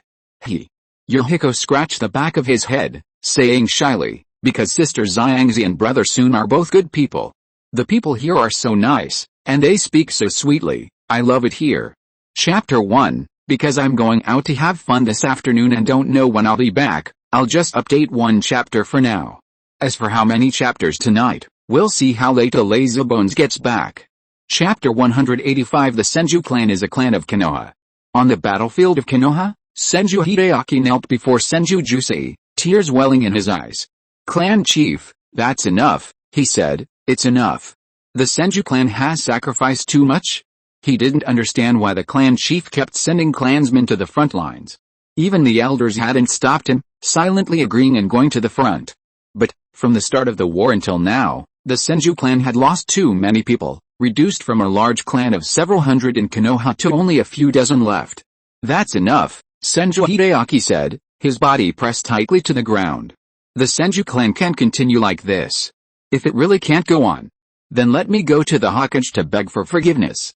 He didn't understand why the clan chief was doing this. Was it really just because the Senju clan was a family of Konoha? Why did the Senju clan have to sacrifice so much? Sigh. The Senju clan chief looked at Senju Shushin and sighed, a trace of sadness flashing in his eyes. He said softly, "Get up. Get up now." "Clan chief." Senju Shushin did not get up, still keeping his head down. For some reason, a drop of water fell on his upper right hand. As if he had thought of something, his heart clenched. He raised his head, looked at the tears in Senju Shushin's eyes, opened his mouth, but did not know what to say. The clan chief, his eyes bloodshot, slowly closed them and said softly, "That's enough. The Senju clan has sacrificed more than enough." Senju Shusui smiled slightly, his eyes still closed. Now, no one should blame the Senju clan anymore. Senju Shusui, who had been quietly listening to the clan chief's sentiments, seemed to realize what the chief was planning. His pupils constricted, and he said, "Clan chief, you." However, before Senju Shusui could finish speaking, Senju Shusui opened his eyes, his sharp gaze fixed on Senju Shusui, and said, "Immediately issue the order to. There shouldn't be any problems at the front lines, right?" Orochimaru looked at the Konoha Jonin beside him and said, "Be careful during this time." After the news of that Mangekyo Sharingan resurfaced, the pressure on Konoha increased even more. Basically, all the major and minor ninja villages in the ninja world had declared war on Konoha. This ninja war was essentially a logging operation in the ninja world. Therefore, we need to prevent Iwagakure from taking advantage of the situation, since our forces are currently insufficient on the battlefield, with some troops being deployed elsewhere. No, one of the defensive positions is being held by the Senju clan, the Jonin nodded, saying, "They're resisting a large force from Iwagakure on the front lines." The Senju clan. Orochimaru's eyes flashed upon hearing the Senju clan's name, and he exclaimed with admiration, "Truly worthy of being the family of the first and second Hokage." Their love for Konoha is profound. It's estimated that no other clan in Konoha would go to such lengths. Yes, the Jonin sighed, truly worthy of being a major clan in Konoha, but I heard they've suffered heavy losses too. Tap tap. Orochimaru tapped the table, frowned, and fell into deep thought. He didn't know what his master intended to do to the Senju clan, but the frontline forces couldn't be moved arbitrarily. If they were moved, some defenses would be weakened, and unexpected events would cause trouble. They'll wait until their forces are fully engaged before engaging Iwagakure in a decisive battle. Where has that idiot Jiraiya gone? Orochimaru said calmly, narrowing his eyes. Konoha's at war right now, what's he doing running around like that? Finally, he sighed, send more medical ninjas to the Senju clan. After all, the Senju clan is Tsunade's clan. Yes. Upon hearing this, the ninja's eyes narrowed, and he was about to go out to give orders when Lord Orochimaru, a Jonin, rushed in anxiously, saying, "The Senju clan, the Senju clan. What is it?" Orochimaru frowned and snapped, "What's the rush? What happened to the Senju clan?" Hearing Orochimaru's reprimand, the Jonin took a deep breath and looked at Orochimaru in shock, saying, "The Senju clan. Exterminated."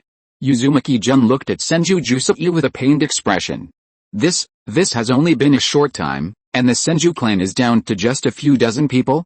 And most of them are children. Was it really necessary to be so reckless? Even if Konoha didn't welcome them, couldn't they have just moved elsewhere? Why risk their lives like this? The Senju are the Senju of Konoha. Senju Kyusei seemed to have guessed what Uzumaki-jun was thinking, sighed, and said, "I cannot bring shame upon the Senju clan." So he planned to send the entire clan to their deaths? Uzumaki-jun looked at Senju Kyusei helplessly and said, "So you only plan to leave a little bloodline for the Senju clan? His land of whirlpools needed adult laborers, not. I didn't expect you to bring such young children to the battlefield." Uzumaki-jun looked at the Senju children in front of him, the youngest only about 5 years old, and sighed inwardly, saying, "What do you plan to do now?" He knew Senju Kyusei's decision, although he didn't agree with it, he was still shocked. Truly worthy of the Senju clan. Upon hearing Sun's words, the clan chief's face showed a conflicted expression. Finally, he sighed, then knelt down, prostrating himself on the ground, and said, "The Senju clan is in your hands. Clan chief." Senju Hideaki's eyes reddened at the sight of the Senju clan chief kneeling before someone. He tried to help the chief up, but the chief pushed him away. You. Sun stared blankly at Senju Shusui, saying, "There's no need for this. No matter what, the Uzumaki clan and the Senju." However, before Sun could finish speaking, "We're in your hands." The Senju elders beside him also knelt down, saying. Sun sighed inwardly, he understood what the Senju clan chief and the others meant. "All right." Uzumaki-jun said helplessly, "In the name of the daimyo of the land of whirlpools, I hereby declare the formal acceptance of the Senju clan as citizens of the land of whirlpools." The Senju clan didn't want a contract that had long since been distorted, they wanted him to reaffirm it in his own name. After hearing Uzumaki-jun's words, The Senju clan leader stood up, tears welling in his eyes, and said, "Thank you." Then, turning to Senju Shushin, he said earnestly, in the name of the current Senju clan leader. Senju Shushin is, from this moment forward, the next clan leader of the Senju clan. Everyone, regardless of who they are, must obey Senju Shushin's commands. Clan leader. Senju Shushin stared wide-eyed at Senju Jusei, saying, Let me stay. I will stand with the Senju clan. As a member of the Senju clan, he couldn't bear to watch his clan die before his eyes while he, secretly survived. Shut up, Senju Jusei snapped. From this moment on, you are the head of the Senju clan. But seeing Senju Shuzuru's red-rimmed eyes, he sighed, you must take care of the Senju clan no matter what. If in the end you cannot, then abandon the name Senju. Senju Shuzuru was about to refuse, but seeing the clan head's hopeful gaze, he said with tears in his eyes, I will definitely restore the glory of the Senju clan. He knew what the clan head meant. From this moment on, they could no longer bear the name Senju, and if in the end they could not bear the name Senju, then abandon Senju, as long as they survived. Senju Jusei patted Senju Shuzuru's shoulder and said softly, thank you for your hard work. Then he looked at Uzumaki-jun, thank you for your trouble, Uzumaki clan. Sigh. Uzumaki-jun sighed and said, actually, it doesn't have to be like this. The land of whirlpools doesn't need your food. They even need your earth-released ninjas for the land of whirlpool's major infrastructure projects. No. The Senju clan chief shook his head, resolutely stating, the Senju belong to Konoha. We old folks will stay here. Regardless, the relationship between Konoha and the Senju clan ends from this moment on. Senju Jusei smiled with relief, saying, I hope father won't blame me later. However, before the Senju clan chief could finish speaking, a Senju clansman rushed in, shouting, Clan chief, something terrible has happened. The Iwe ninja have launched another all-out attack. Chapter 1. Chapter 186 would release. In late June of Konoha year 32, another event shocked the entire ninja world. The Senju clan, the founders of Konoha and the ancestor of the first and second Hokage, were massacred by the Iwagakure, Hidden Stone Village, while protecting Konoha. Simultaneously, as the Senju clan leader lay dying, a ninjutsu that stunned the entire ninja world appeared on the battlefield. Advent of the World of Trees. Senju Jusei awakened the bloodline of the first Hokage, would release. Hearing this news, the entire ninja world was filled with sorrow. Fortunately, Senju Jusei perished alongside the invading Iwagakure ninja, otherwise, Konoha might have once again produced a god of ninja. It is said that the battlefield has now become a forest, would release. Anoki stared in shock at the intelligence report in his hand, asking, you're not seeing things, are you? It is indeed would release, the Iwe ninja said. Many people saw it, and that battlefield has now become a forest. The advent of the world of trees. Anoki sighed upon hearing the Iwe ninja's confirmation. Back then, the ninja world had two overpowered individuals, the Uchiha clan's main Gekkai Sharingan and the Senju clan's would release, both invincible. Fortunately, Hoshirama Senju was a peace-loving person, and under Hoshirama's control, Madara Uchiha's clans didn't suffer any mishaps, even obtaining the legendary cough-tailed beasts. Furthermore, after the deaths of Madara Uchiha and Hoshirama Senju, their clans never reappeared with the main Gekkai Sharingan or would release. So the ninja world no longer feared Konoha, but what's going on now? Anoki muttered, frowning. The main Gekkai Sharingan and would release have appeared. Fortunately, the Senju clan leader was a village patron, and in the end, he sacrificed himself to protect the front lines, taking down an Iwa ninja. Although as that Tsuchikage felt a pang of regret at the loss of so many Iwa ninja, it was still better than Konoha having another ninja god. Pass down the order, continue the all-out attack on Konoha, Anoki said after a moment's thought. We must take advantage of Konoha's weakened forces and catch them off guard. He refused to believe that fate would favor Konoha this time. Konoha would release. Hiruzen Sarutobi, seeing the intelligence report from the ninja below, nearly dropped his pipe in shock. He looked up in disbelief and said, I didn't see that wrong, did I? The Senju clan chief really awakened would release? Really? The Konoha ninja nodded, saying, that battlefield is now a forest. There's no mistake. Hiruzen Sarutobi fell silent upon hearing the Konoha ninja's words. He took a drag of his pipe and said, have the Konoha advisory group come running over. Come immediately. Meeting. Yes. The Konoha ninja responded and immediately went to deliver the message. Hiruzen Sarutobi stood up, hands behind his back, sighed, and murmured wistfully, "The Senju clan, my teacher." Sigh. He didn't know what to say. While there were indeed reasons for the annihilation of the Senju clan, he never intended for it to be wiped out. It was only because Konoha was facing its greatest crisis since its founding that it couldn't provide support to the Senju clan, and besides, the Senju clan was simply too powerful. Hiruzen Sarutobi thought they could hold out, but he never expected things to turn out this way. Sigh. Hiruzen Sarutobi shook his head and said helplessly, "I hope Tsunade and Naoki can hold on. We've arrived." Jun Uzumaki looked at the office in front of him. This was his office in the land of whirlpools. He hadn't taken them to the camp. Looking at the dozen or so Senju clan members remaining in front of him, their eyes red with anger, he sighed inwardly and said, "These next few days, you can familiarize yourselves with the land of whirlpools. The land of whirlpools is a country ruled by law. As long as you don't break the law, you can do whatever you want. Thank you for your trouble." Hideaki Senju wiped away his tears, bowed to Jun Uzumaki, and said, "I will restrain them and make sure they don't break the law. Now that the Senju clan is under his command, no matter what, I will take good care of the Senju clan." You. Seeing Senju Hideaki's expression, Uzumaki Jun opened his mouth, but finally sighed, "Whatever. Anyway, aside from having a bit more chakra, the Senju clan are no different from ordinary people." Senju Hideaki calmed his clansmen down. Now, apart from him, the only adult Senju, the rest were mostly children. So, he absolutely couldn't afford any accidents at this time. Seeing that his clansmen had calmed down, Senju Hideaki stood up, looked at Uzumaki Jun, and opened his mouth, seemingly wanting to ask something. However, wood release was something I accidentally created. Uzumaki Jun waved his hand and said, "It has nothing to do with Lord Hashirama. Wood release is theoretically a combination of earth and water chakra, but to this day, no one has successfully created wood release. What appears is mostly lava release. And his, of course, wasn't created through fusion, he obtained it through system exchanges over the years. Why rely on oneself when one can have a cheat code?" As for why he helped the Senju clan at the end, it was simply because he saw the Senju clan leader facing death and felt a pang of regret, so he used it to ensure the Senju clan wouldn't leave with regrets. They ultimately used wood release to help Konoha resist the Iwa ninja forces, successfully protecting Konoha.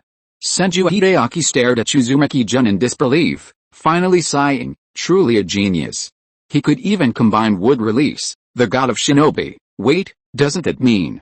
Senju Hideaki stared wide-eyed at Uzumaki Jun, thinking incredulously, "Then isn't he already the god of shinobi?" Uzumaki Jun seemed to see through Senju's thoughts, smiling and nodding, saying, "The rest can only rely on your Senju clan.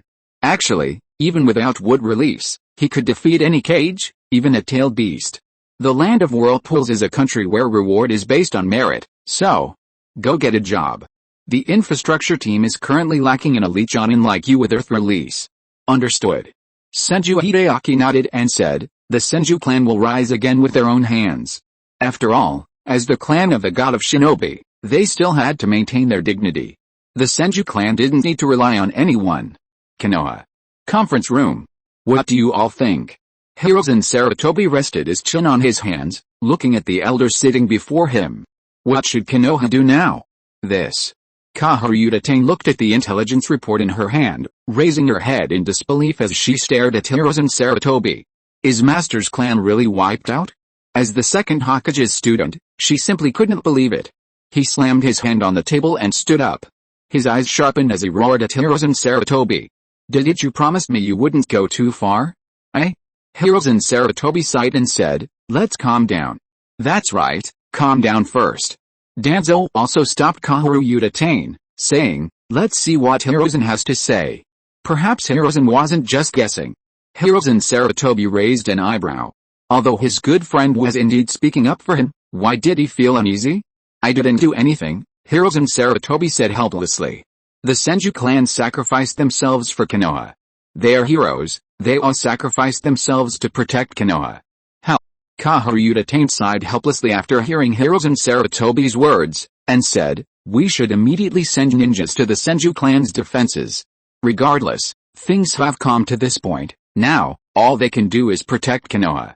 That way, at least they can face their master in the first Hokage with gratitude. I've already made the arrangements. Hiruzen Sarutobi nodded, seeing that Kaoru Utatane had finally calmed down, and said, but simply defending isn't a solution. After all, Konoha doesn't yet have the strength to confront this power. Those small ninja villages. Kaoru Utatane paused, then continued, the only way now is to find the main Gekkai Sharingan. Destroying one or two more villages now might incite widespread anger, making things even more difficult for Konoha. So, this method is no longer viable. Sigh. Hiruzen Sarutobi sighed wistfully, then glanced at Danzo, who was feigning ignorance, and said helplessly, send down the order to retrieve the Senju clan's corpses. At the same time, have Orochimaru rearrange the ninja to guard the defenses, and keep the news under wraps. Tsunade absolutely cannot know at this time. And no matter what, Orochimaru must hold this position at all costs. However, hearing Hiruzen Sarutobi's words, Kaoru Utatane's pupils contracted again. She said, you want to. This is all for Konoha. Hiruzen Sarutobi took a drag of his cigarette, looking at Kaoru Utatane without fear, and said calmly, for the peace of the ninja world. That's would release. How did it come about? If the truth is found, then Naoki and Tsunade, the last survivors of the Senju clan, might be. But, all of this still depends on Danzo. Chapter 3. Chapter 187 More work, more reward. Yo, new year? Tawai looked at a woman with long, straight black hair walk in and said, the third batch of refugees arrived so quickly? He remembered that the second batch had just arrived a few days ago. Had something happened? How many people are in your batch? Tawai frowned at Senju Hideaki. Why are you the only one who reported for duty? Or rather, why weren't they all gathering at the infrastructure building this time? How many people? Senju Hideaki was taken aback and said, just me. He had sent all the other children to school. You alone? Tawai was shocked and asked, did something happen in the land of rain? Could the land of whirlpools find enough people? I'm not from the land of rain. Senju Hideaki shook his head and said, I just arrived in the land of whirlpools the day before yesterday. Yesterday, he spent the whole day in the land of whirlpools, looking for a suitable job, but he found that the land of whirlpools had really changed. He led the Senju clan to aid the land of whirlpools at the time, and left after the war ended. He never imagined that just a few years later, the land of whirlpools would become so powerful, especially its people, all wearing smiles they hadn't seen during the war. It was truly unbelievable. Senju Hideaki had a feeling that perhaps this country without ninja villages would become even stronger. I'm here to find a job, Senju Hideaki said, looking at Tawaya. And you are? He had visited every factory in the land of whirlpools and finally realized that only manual labor could support so many children. Because the land of whirlpools didn't have ninja villages and relied mainly on commercial exports, they couldn't take on any jobs. Only construction work, where the more you worked, the more money you earned, offered a chance to make big money. Luckily, the academy provided 3 meals a day, otherwise, he would have really had to borrow money. Senju Hideaki smiled bitterly, never expecting that the family of the god of shinobi would end up like this. Tawaya. Tawaya smiled at Senju Hideaki and said, you fled here? Then, he sighed, then you're really lucky. The land of whirlpools is definitely a paradise. For the past 2 weeks, because of his good work attitude, he had been temporarily promoted to squad leader of the 3rd Infrastructure Brigade, managing a dozen or so newly arrived refugees. I heard that ninjas get subsidies in the Infrastructure Brigade? Senju Hideaki pondered for a moment and said, my name is Matashiki Hideaki, and I'm a wandering ninja. A wandering ninja. Tawai looked at Senju Hideaki warily, unsure whether to call the police. There had been a safety campaign in the land of whirlpools these past few days.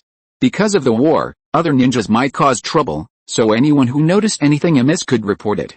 If the investigation confirmed the report, they could earn points. This was a great thing that could help them apply for citizenship in the land of whirlpools. What's wrong? Matashiki Hideaki frowned when he saw Tawai suddenly looking at him warily and asked, what's the matter? Had his Senju clan identity been discovered? He immediately looked at Tawai with tension. The entire ninja world knew the Senju clan had been wiped out. If, then the land of whirlpools and the Senju clan would be doomed. Have you registered with the police? Tawai looked at Senju Hideaki, his eyes never relaxing. Any ninja from outside the country who comes to the land of whirlpools needs to register.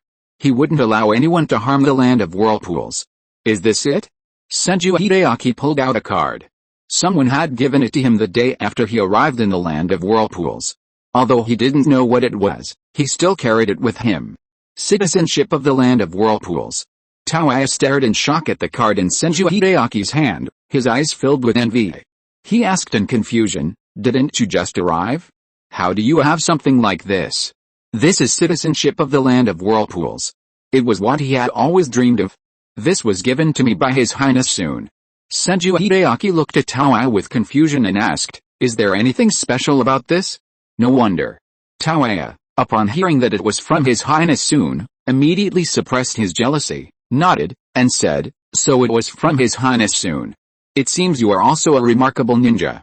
Otherwise, His Highness soon certainly wouldn't have given you citizenship so easily."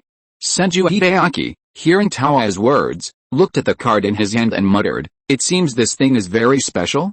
"Of course it's special."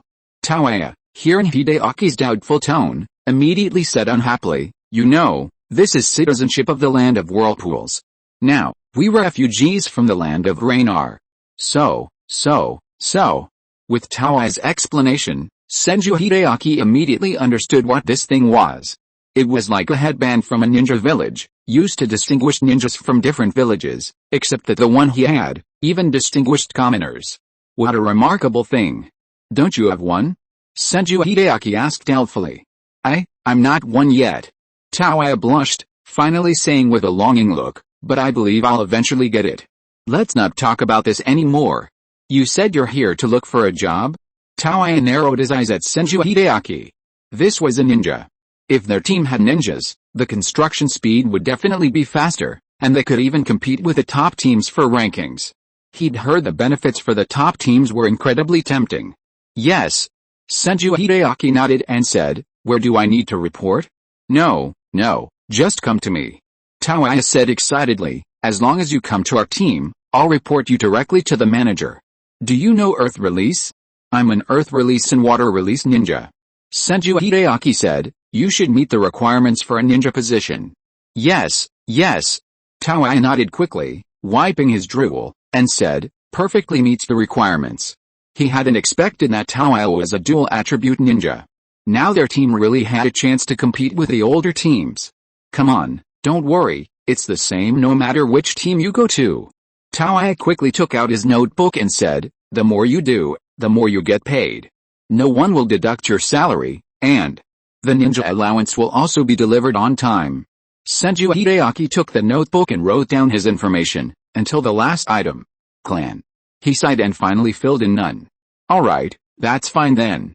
Taoya took the notebook, a smile spreading across his face. "Take these next couple of days to familiarize yourself with the project. I'll hand over your documents now." "Wait." However, Senju Hideaki stopped him, a hint of embarrassment on his face, and asked, "What about the salary?" He had to support over a dozen children and didn't have any money on him. But as a Senju clan ninja, he had never asked anyone for money before, and he felt a little awkward. "Oh, you can get an advance of 1 month's salary." Taoya nodded knowingly, smiling. "Don't be shy, it's legal." Which of these outsiders hadn't received an advance on their salary? Thank you so much." Senju Hideaki took a deep breath and said, "Thank you for your trouble. It's nothing, we're all doing this for the land of whirlpools." Taoya smiled and said, "I'll get citizenship in the land of whirlpools too." Watching Taoya leave, Senju Hideaki's lips curled slightly upward, murmuring, "This land of whirlpools. It's truly special." Chapter 1. Chapter 188. Please come with us. The land of whirlpools. Police station. A ninja wearing a special police uniform from the land of whirlpool stretched, looked at his colleague, and said, "It's so late, I'll head home." "You've worked hard too." His colleague nodded and smiled. "I bet your daughter's been pretty angry these past few days, hasn't seen you for so long." "No choice, work comes first." Zhuang Xiu sighed helplessly. "This is a tense time for the land of whirlpools, we can't afford to relax even a little." The higher-ups specifically gave orders that there can't be any accidents during this period. "Call me if anything happens." Zhuang Xiu patted his colleague on the shoulder and said, "We're all serving the land of whirlpools." Alright, get out of here. His colleague smiled, but didn't turn around, keeping his eyes glued to the crystal monitors in front of him. If something happens, oh crap, wait a minute. However, before Zhang Xiu could even leave the monitoring room, his colleague shouted, someone's illegally crossing the border. Juzo Biwa, you've been to the land of whirlpools before and are familiar with its layout, so you'll lead a team in from the other side. The chubby man with orange hair looked at the rain ninja carrying a large cleaver beside him and said, this mission needs to be fast. While that brat isn't in the land of whirlpools right now, let's grab the stuff quickly. Juzo Biwa nodded, a cold smile playing on his lips, and said calmly, understood. Of course, he knew they had to be fast. They needed to grab the stuff before that brat knew anything and leave as soon as possible. After all, that brat knew space-time ninjutsu. He still vividly remembered that brat's strength. If they were discovered, things would be terrible. Sujetsu Hazuki glanced at the map in his hand and said, in that case, let's move out. This map was bought from a merchant at a high price, but it wasn't complete. It seemed that the merchants who came to the land of whirlpools were restricted in their movements and dared not move around freely. However, the shipyard was still clearly marked. After all, such a large factory was located on the coast, and anyone could see it. But the defenses there seemed very tight. Two teams. Miyajiman took a drag of his cigarette and said helplessly, these thieves are really something, coming to steal so late. He had only just fallen asleep when he was notified the thieves were coming. Do they really think I don't have morning grumpiness? Alright, Shinsuke said with a smile, let's catch them quickly. Nighttime is fine, at least we don't have to evacuate the people. Besides, who would steal something so openly walking in early in the morning? Don't they know that the land of whirlpools has very strict checks? My bees have relayed the message. They've split into two teams, said Shinra Aob, frowning. Two of them are extremely strong. I can tell, said Miyashiraman, somewhat annoyed. Those two are carrying Kirigakure's Executioner's Blade and Samehoda. If I'm not mistaken, they should be members of the 7 Ninja Swordsmen of the Mist. In that case, should we notify Prince Jun's return? Shinra Aob asked. After all, these two are also 15 Junin. Kirigakure has really gone all out this time. Miyashiraman waved his hand. I've already notified the Uzumaki Clan leader. He said that if the land of whirlpools wants to become strong, it can't rely on just one person. I guess this is also a task Prince Jun left for us. Miyashiraman said helplessly. So we don't need to wait for Prince Jun to come, now we can only rely on ourselves. In that case, Shinra Aob narrowed his eyes and said calmly, let us help. Miyashiraman smiled and said, it's alright, don't worry. I've already arranged for the army to cooperate. It's just 15 people. Then we'll take on 15 of them with 50 of our own. Damn it. Shinra Aob stared speechlessly at Miyajiman. I thought you were just trying to flex your muscles in front of the invaders. I didn't expect. Why didn't you say so earlier? There's no other way, Miyajiman said helplessly, spreading his hands. We have to finish this quickly, without causing too much damage, and besides, our two clans. Hearing Miyajiman's words, Shinra Aob fell silent. Indeed, they couldn't let the 5 great shinobi villages know they were still alive, otherwise, the land of whirlpools would take Konoha's place and challenge the entire shinobi world alone. Since that's the case, Miyajiman smiled slightly and said calmly, let's each lead a team and move out. Stop.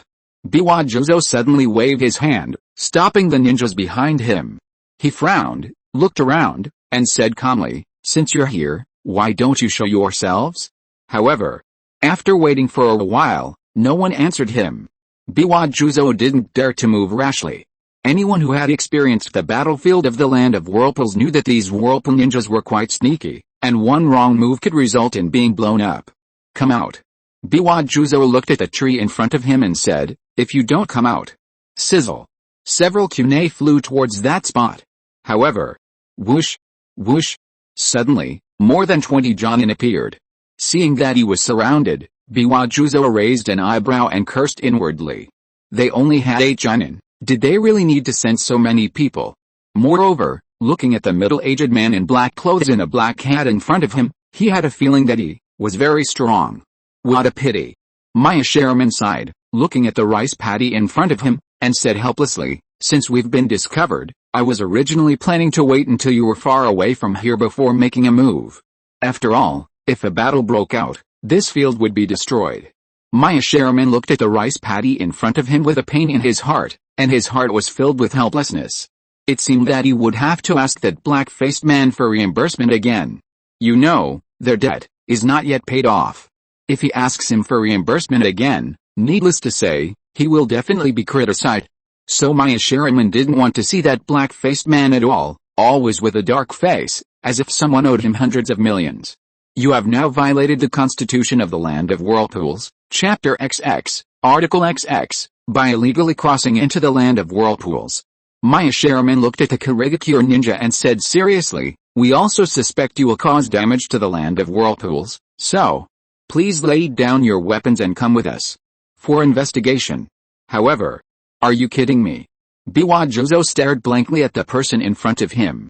What was he saying? Lay down our weapons? This can't be a joke. Attack. Seeing that they were surrounded, Biwa Juzo knew he didn't need to complete the mission now and shouted, don't linger, retreat. Sigh, why bother? Maya Sherman sighed, then said, intentionally resisting the law, it seems you want to come to the Land of Whirlpools for labor reform. So, attack. Maya Sherman narrowed his eyes at Biwa Juzo and said coldly, life or death. Chapter 2. Who is in Chapter 189? Damn it. Seeing dozens of shadow clones suddenly appear in front of him, Juzo Biwa's face turned green. These Uzumaki ninjas hadn't changed at all. This kind of sneaky fighting style was truly disgusting. Especially since these shadow clones were even strapped with explosive tags. The ninjas of the Land of Whirlpools were a disgrace to the ninja world. Watching the ninjas who had followed him slowly being ambushed and taken down by the Uzumaki ninjas, Juzo Biwa knew he couldn't continue like this. After all, if they suffered heavy losses, he would really have no choice but to betray the village. I wonder how Sujetsu is doing? Juzo Biwa swung his executioner's blade, sighing inwardly, his condition is probably not good either. How were they discovered? They were so careful, hiding themselves under the trees after reaching the shore, moving slowly. How could they have been discovered? Meanwhile, on the other side. Seeing this scene again, Sujetsu Hibuki had something on his mind that he didn't know whether to say or not. This time there were only a dozen or so of them, and the Land of Whirlpools actually used such tactics. Put down your weapons, and we'll spare your lives, a Whirlpool ninja said calmly. If you resist, then death. However, no Mist ninja paid them any attention. As ninjas, they were already prepared for death, but if they surrendered, that would be betraying the village. Their families would be implicated. Ugh, what a hassle, the Uzumaki ninja said with a headache. Since that's the case, don't hold back. You've come? The clan chief smiled as he looked at Uzumaki-sun, who had suddenly appeared before him. This space-time ninjutsu is really convenient. Uncle Clan Chief, why did you call me here? Uzumaki-sun asked. It's late at night, I was sleeping. Haha, I was worried about something going wrong, so I called you over. The clan chief shook his head helplessly and laughed, but it seems it's unnecessary now. Oh? Uzumaki-sun asked curiously, what happened? The Hidden Mist village sent ninjas to sneak over. The clan chief said with a smile, they've been stopped by Miyagi Castle and the others, so there haven't been any problems. The Hidden Mist village. Upon hearing this, Uzumaki-sun stroked his chin and murmured, I didn't expect the Hidden Mist village to come first. Sure enough, the Hidden Mist village, being too far from the mainland, probably hadn't received the message he had Zetsu secretly spread. The airship was bought from the Akatsuki. I wonder if Kurigakure has recovered yet? Uzumaki-jun's lips curled into a smile. I hope they can't even pay the ransom. He then used teleportation to rush to the scene to see what was going on. If anything unexpected happened later, he could intervene in time. The Land of Whirlpools. The battle between the ninjas hadn't been hidden. A huge noise shattered the tranquility of the night. Everyone frantically turned on their lamps, changed their clothes, and prepared to go out and see what was happening. Please be quiet, everyone, don't panic, a civilian police officer in uniform shouted. It's just that some criminals have invaded the Land of Whirlpools. Please rest assured, we will protect your lives and property. Officer, who are they? A middle-aged civilian frowned and raised his hand to ask. We don't know yet, the officer said, frowning. But it's probably ninjas from other villages. Don't panic, go back to your houses. The Land of Whirlpools will definitely protect you. Please trust the land of whirlpools. Then a young civilian stepped forward, intending to call for help, but they were just civilians. They couldn't get involved in ninja battles. Although night school taught chakra extraction and some self-defense techniques, they couldn't even beat a Jinan, let alone a Jonin. Finally, is there anything we can do? The young civilian could only sigh helplessly and said, we are citizens of the land of whirlpools, no matter what. If you need anything from us, please just say so. That's right, that's right. The civilians behind him responded loudly, we are all citizens of the land of whirlpools, let us do our part. Please calm down. The whirlpool policeman quickly shouted, the situation is unclear right now, so please don't run around. Please go back to your houses and wait for information. Besides, you've all worked a long day, go back and rest. He knew what these civilians were thinking, of course. They wanted to protect this only paradise in the ninja world, the only peaceful place. He himself felt the same way, but they were just ordinary people after all. The land of whirlpools will be fine. The whirlpool policeman shouted, go back and rest, maintain order, and don't panic. That's how you help the land of whirlpools. Chief Miyagi Shiriman had said that they were to maintain order in the land of whirlpools, and that there absolutely could not be any chaos. Everyone, don't make things difficult for the police officer. An elderly man stepped forward and said loudly. Let's go back and not cause any more trouble here. I believe the land of whirlpools will be alright. Hearing the old man's words, everyone discussed it briefly and agreed. They couldn't be of much help now, and standing here would only disrupt the order, so they decided to go back and wait patiently. Seeing the civilians gradually returning home, the police officer breathed a sigh of relief. Then, he said to the old man, thank you for your help, sir. It's nothing, the old man chuckled. We are all citizens of the land of whirlpools. It's our duty to maintain order and protect the land of whirlpools. Then, he tightly grasped the police officer's hand, his face showing a serious expression. If there's anything we can help with, please don't hesitate to ask. Yes, the police officer nodded quickly and said, I will definitely do my best. You should go back and rest too, sir. I trust the land of whirlpools, everything will be alright. Meanwhile, Mommy. Konan rubbed her eyes, stood up, yawned, and asked in confusion, what's wrong? It's so noisy. It's nothing. Konan's mother patted Konan's head and whispered, Konan, go back to sleep. Just then, knock knock. The sudden knocking startled Konan's mother, who quickly hugged Konan tightly. Hello, is anyone home? A voice called out. We are police officers from the Public Security Bureau. Criminals are currently invading the land of whirlpools. Please stay inside and rest assured. The land of whirlpools will protect you. Hearing the words from outside, Konan's mother breathed a sigh of relief and said, okay, thank you. No trouble at all, the whirlpool police officer replied. It's all in service to the people. Hearing the officer's footsteps fade away, Konan's mother looked at Konan and comforted her, go back to sleep. You have to get up early tomorrow. She didn't intend to leave because she also hoped and believed that the land of whirlpools would be safe and would definitely protect them. Besides, no one wanted to leave their happy life. Mommy, are there bad people outside? Konan asked, frowning. They're so annoying. It's alright, Konan's mother said, rubbing Konan's head with a smile. Yes, they're annoying. But we'll be fine. The land of whirlpools will protect us. Uncle, Yuta said, yawning as he came downstairs and looked at Yu Chang, who had also regained consciousness. What's wrong? Who's setting off firecrackers outside so late at night? And in their fields? I heard that another ninja village has invaded, Yu Chang said, frowning. The whirlpool police just came by and told us not to wander around and to wait patiently. Although the voice seemed quite close, they trusted the whirlpool police since they said so. However, my experimental field. Yuta seemed to remember something, and suddenly snapped back to reality. Damn it. Bunbiwa Juzo dodged the kunai from the Uzumaki ninja, frowning as he looked at the sky. Why is it thundering? Is it going to rain? Chapter 3. If you are listening to this novel on a channel other than Fanfic World, it means it was downloaded and re-uploaded without effort.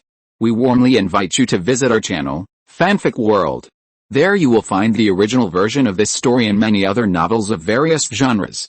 We look forward to seeing you dive into a world of incredible novels. Chapter 190 The Country of Drowning Goes Underwater. Last night's events didn't cause much of a stir in the ninja world. After the hidden mist ninjas were handcuffed, they were sent to a labor camp that had been vacant for some time. I heard that Yoi is quite happy as the labor camp director, and is slowly becoming a competent and excellent communist propagandist. Of course, until his son is released, Yoi's life will be tied to the land of whirlpools. As for the previous batch of prisoners, I don't know what happened to them after they returned. There's no news yet. If their education was successful, perhaps they will become Zetsu's powerful assistants in the near future, bringing a new future to the ninja world. Of course, all of this has nothing to do with the land of whirlpools. The news has been blocked. Maya Sherman walked in, looking at Uzumaki-jun who was reading documents, and said, "What's the next step?"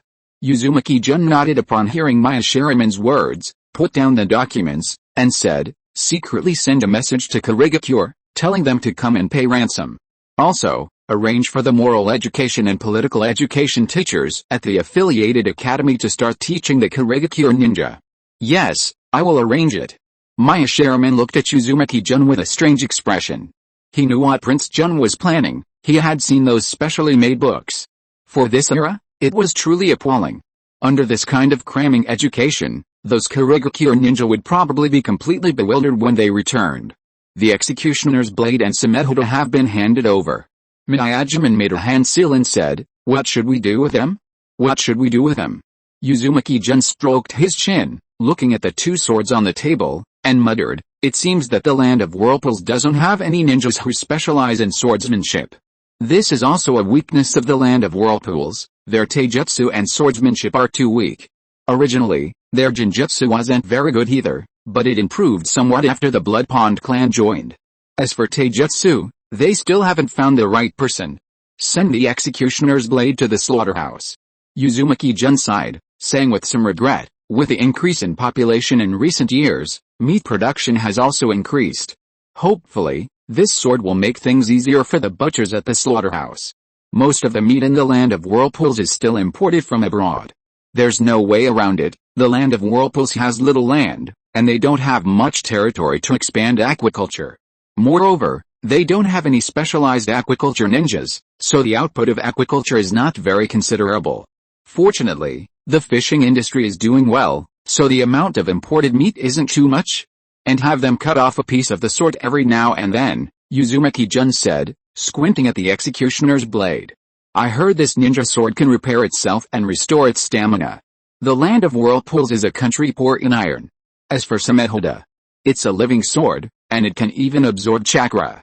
Let's give it to the research institute. Perhaps the elders can research something." "Okay," Maya Sherman nodded, saying, "But if Kurigakure ransoms the people, these two swords..." "Kurigakure only ransomed the people," Uzumaki-jun waved his hand, "they didn't ransom the swords. Tell Kurigakure, 1 sword for 10 billion, take the money or leave it. Taking the swords back? That's a pipe dream. As for not being able to gather the 7 ninja swordsmen to send to Konoha, what does that have to do with the land of whirlpools? Besides, Kurigakure probably can't even afford it right now. Konoha battlefield. Damn it." Tsunade cursed. "Has that muscle-bound Raikage gone mad? Why can't he rest for a few days instead of attacking? You can't even break through their defenses, so why keep sending these muscle-bound guys yelling and charging in? How's the Senju clan doing now?" She had never approved of her father taking the entire clan to the battlefield. Although Konoha's forces were too scattered and the situation was very unfavorable, sending 5 or 6-year-old children to the battlefield, she couldn't bring herself to do it. But her father persuaded her, saying the Senju clan was Konoha's family, and their sacrifice for Konoha was justified. Tsunade silently agreed. After all, her great-grandfather and great-great-grandfather had both sacrificed for the village. "Please, nothing bad should happen. If something goes wrong in the end," Tsunade roared unhappily, "I'll definitely smash that old man's crystal ball. Does he really think I don't know what that crystal ball is for?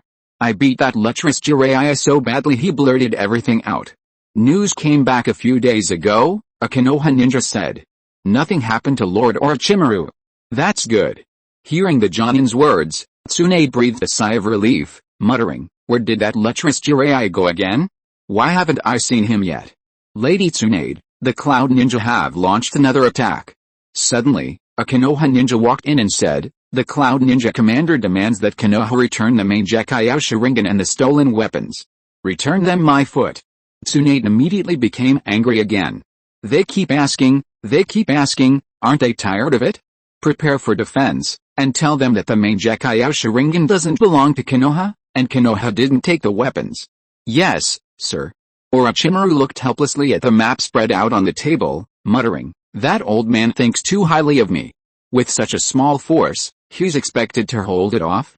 Isn't that a joke? You have to understand, Iwagakure is not like Kumagakure. The land of earth is located above the land of rain, unlike the hidden cloud village which has to cross such a long distance to reach the battlefield. This is a real headache. Orochimaru squinted at the map. What should we do? After learning that the Senju clan leader had suddenly awakened wood release, the hidden stone village began a frenzied attack on the Konoha defenses.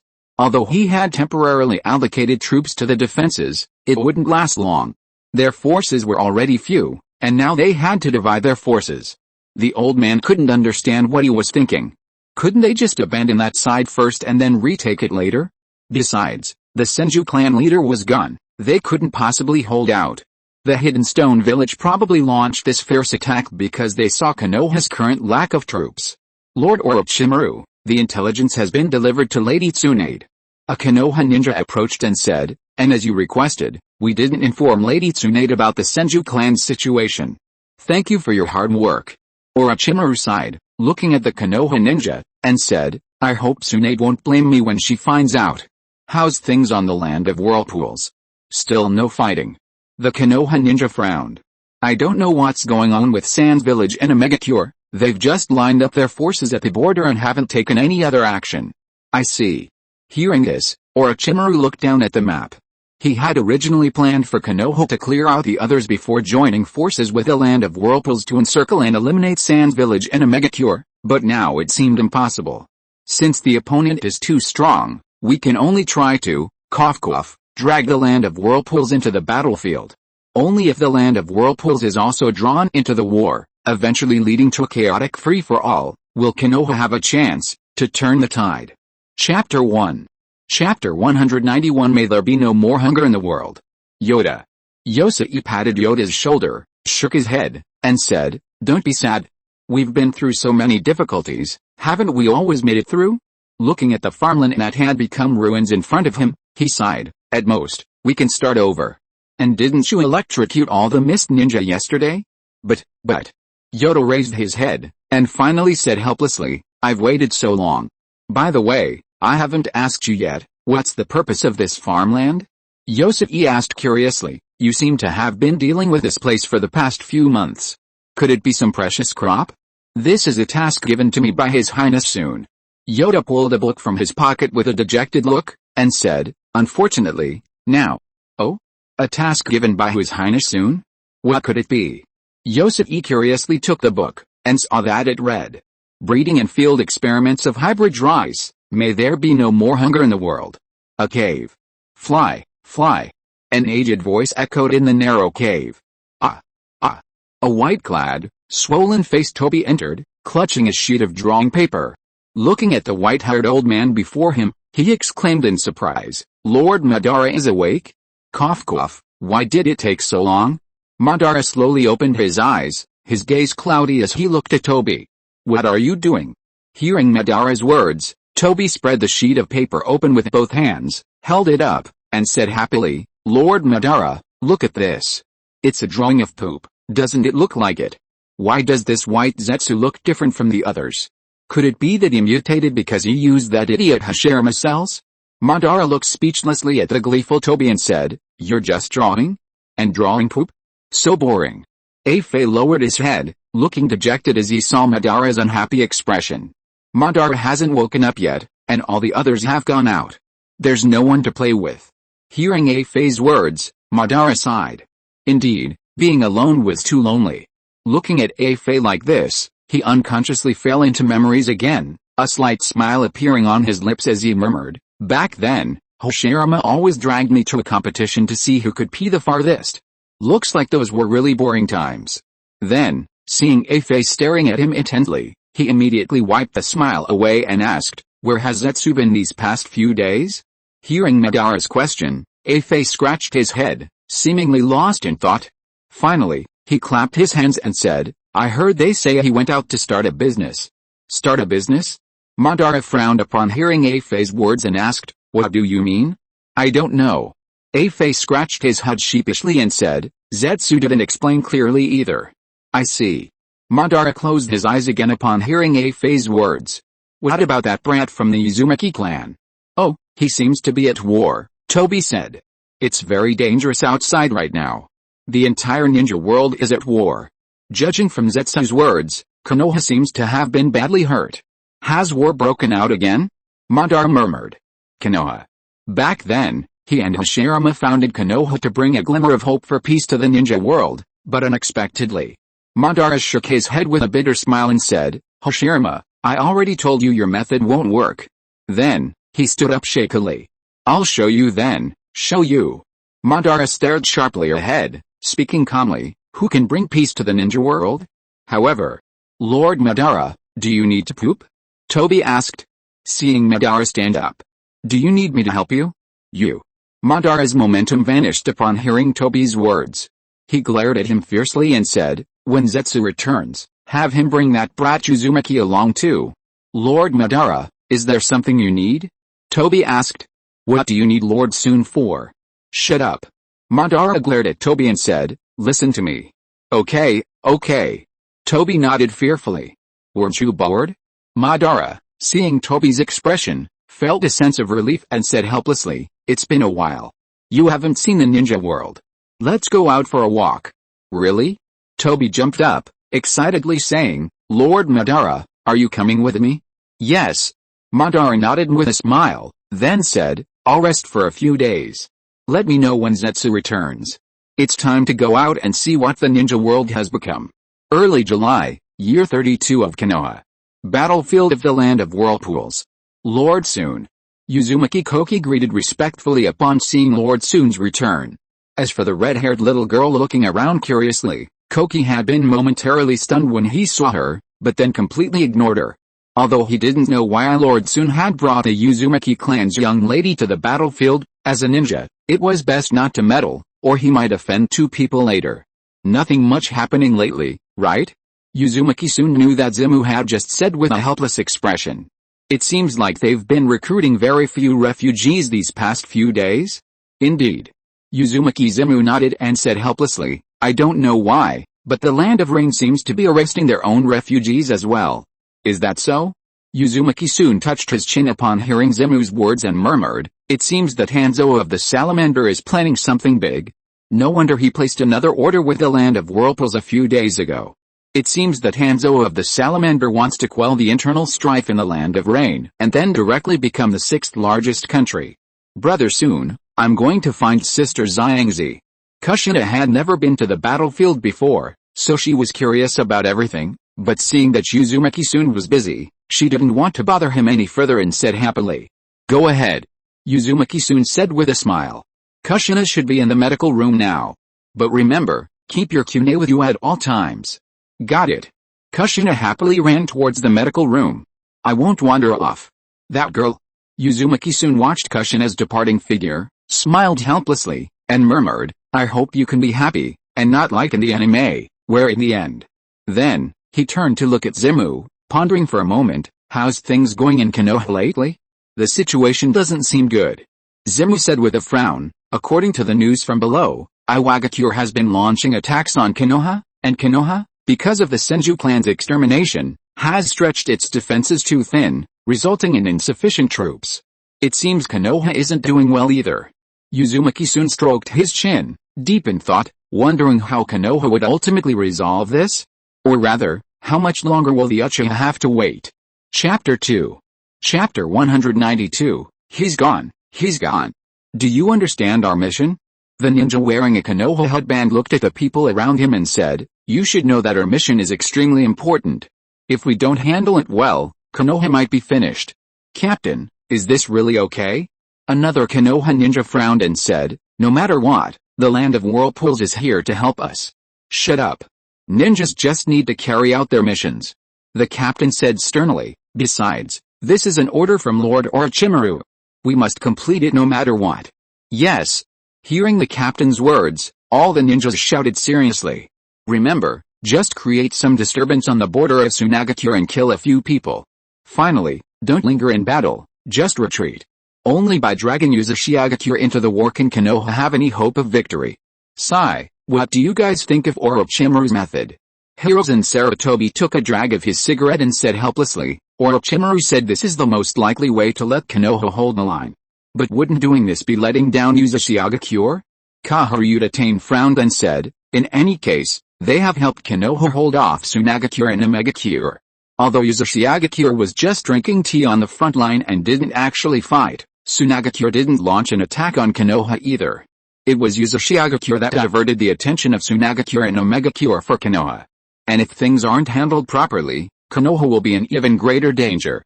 Kaharu Tane looked at Hiruzen Sarutobi and said seriously, if Sunagakure and Iwagakure join forces, Orochimaru's forces simply won't be enough to withstand the combined might of the two great ninja villages. Orochimaru also mentioned this, Hiruzen Sarutobi said with a relieved smile. He said to move the battlefield downhill. Move it here.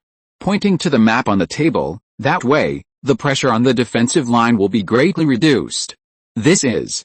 Kaharu Tane's pupils contracted, the whirlpool defense line. She looked up abruptly and said, Orochimaru is going to. Yes. Hiruzen Sarutobi nodded, took a drag of his cigarette, and said, hold a massive battle here. Then, he sighed.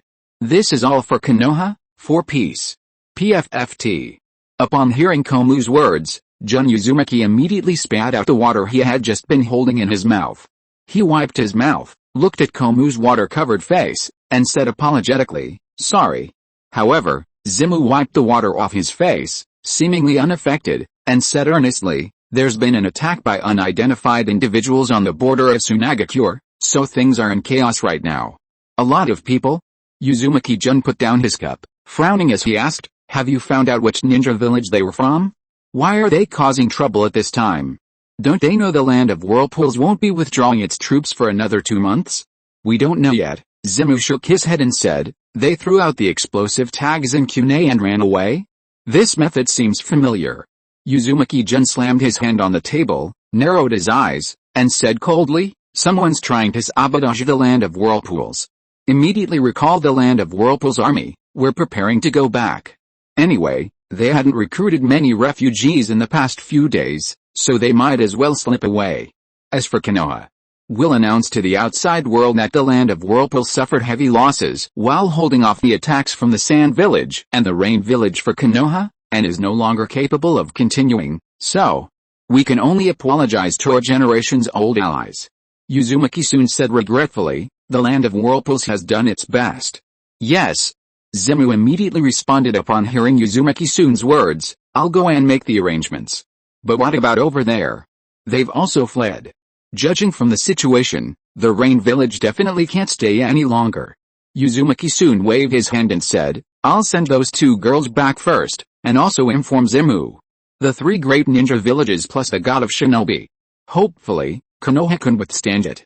Otherwise, we'll have to spend more money to buy weapons from the Akatsuki. Uzumaki-sun said helplessly, Konoha's airship fees haven't been paid off yet, it seems we need to inform Kakuzu quickly. Otherwise, what will Konoha do when they're run out of money? Was the mission successful? Orochimaru asked, looking at the returning Konoha ninja. Nothing should have happened, right? The mission was successful, the Konoha ninja replied. It's just that all the explosive tags in the camp. It's alright. I've already had the village replenish them, they should arrive in a few days. Orochimaru waved his hand, narrowing his eyes. I hope that loyalty and righteousness prevail, and that Konoha's ally, the land of whirlpools, will be safe and sound. Strengthen surveillance of the battlefield in the land of whirlpools, and also pay attention to the movements of the hidden stone village. This time, only by shifting the battlefield elsewhere can Konoha possibly win. Orochimaru gazed intently towards the land of whirlpools, murmuring, the youngest Kage? What will you do this time? Or rather, does the land of whirlpools truly have the strength to survive in this chaotic world? And that idiot Jiraiya, is he coming or not? Achoo, achoo. A white-haired man in armor sneezed twice, rubbed his nose, and muttered, who on earth is thinking about me, the Toad Sage? Could it be Tsunade? Jiraiya's eyes suddenly lit up. I've sneezed so many times these past few days, there must be a lot of pretty ladies thinking about me. Looks like Jiraiya Sage, am quite popular, wahahaha. Is Jiraiya this way? The red toad at his feet asked, smoking a pipe. If you ask me, you humans are really troublesome. It hasn't been long, and there's already a war again? The old man told me to go to the battlefield in the land of rain. Jiraiya said helplessly. As for the war, who knows? By the way, what did the Great Toad Sage say to you last? Gamabunta asked as he ran. Why did the Great Toad Sage suddenly wake up again? Is there some kind of prophecy? I don't know. Jiraiya scratched his head, puzzled. The Toad Sage told me to be careful of a red-haired guy, but I don't understand what that means. But he also told me to take him to Mount Myaboku. It's strange. He told me to watch out for him, but then he told me to take him to Mount Myaboku. What exactly does the Toad Sage want? Perhaps the sage is dreaming about something again?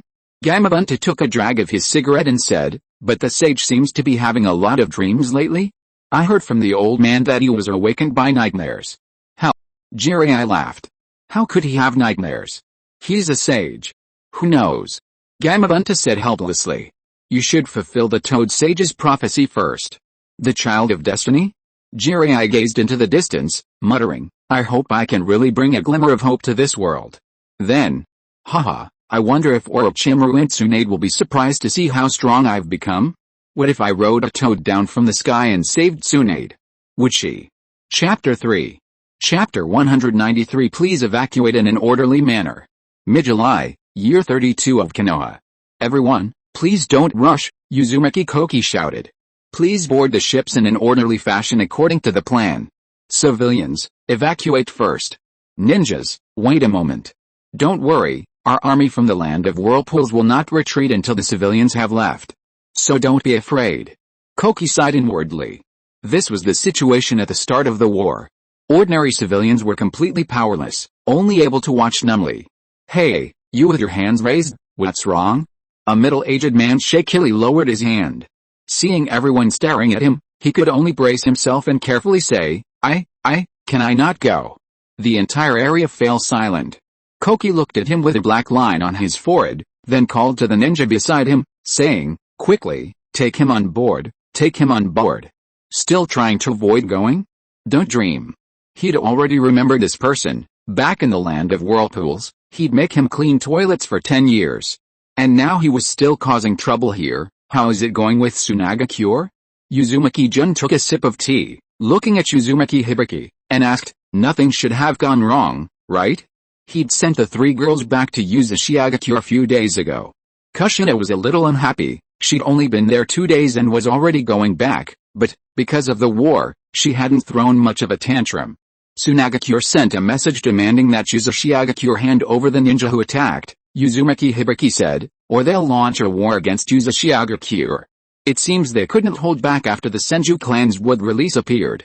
Uzumaki-jun shook his head helplessly. Did they know those ninjas were part of a plot by another village against Uzumaki? They were probably just pretending. Seeing the wood release appear, they couldn't wait any longer and planned to jump in and pressure Konoha. Although the Senju clan was basically wiped out, weren't there still 2 left? Who could guarantee that the remaining 2 wouldn't awaken their powers? Ignore the sand village, we should be able to evacuate completely in the next couple of days. Uzumaki-jun said. Keep an eye on the refugees, make sure nothing goes wrong during this time. Yes. Konoha's defense line. Lord Orochimaru, the airships from the land of whirlpools have re-entered the defense line, a Konoha Jonin reported respectfully. And the Sand Village has begun reinforcing its border forces.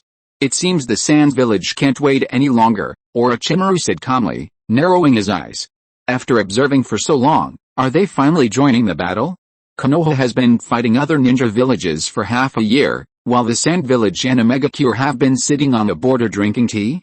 They're probably trying to be the ones to reap the benefits. But, for Konoha's sake, you have no choice but to join this time. Orochimaru smiled, looking at the Konoha Jonin, and asked, has the land of whirlpools also started reinforcing its troops? They have started reinforcing their troops. The Konoha ninja nodded and said, according to our investigation, the land of whirlpools has sent 13 airships to the land of rain this time. Tisk tisk. Orochimaru narrowed his eyes and licked his lips. The land of whirlpools is really rich. The hidden stone village has also reduced its offensive forces. The Konoha Jonin said, now the pressure on Konoha has been greatly reduced. How?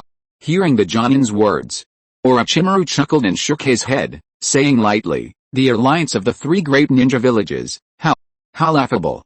The 5 great ninja villages each have their own ulterior motives. How could they possibly form a true alliance?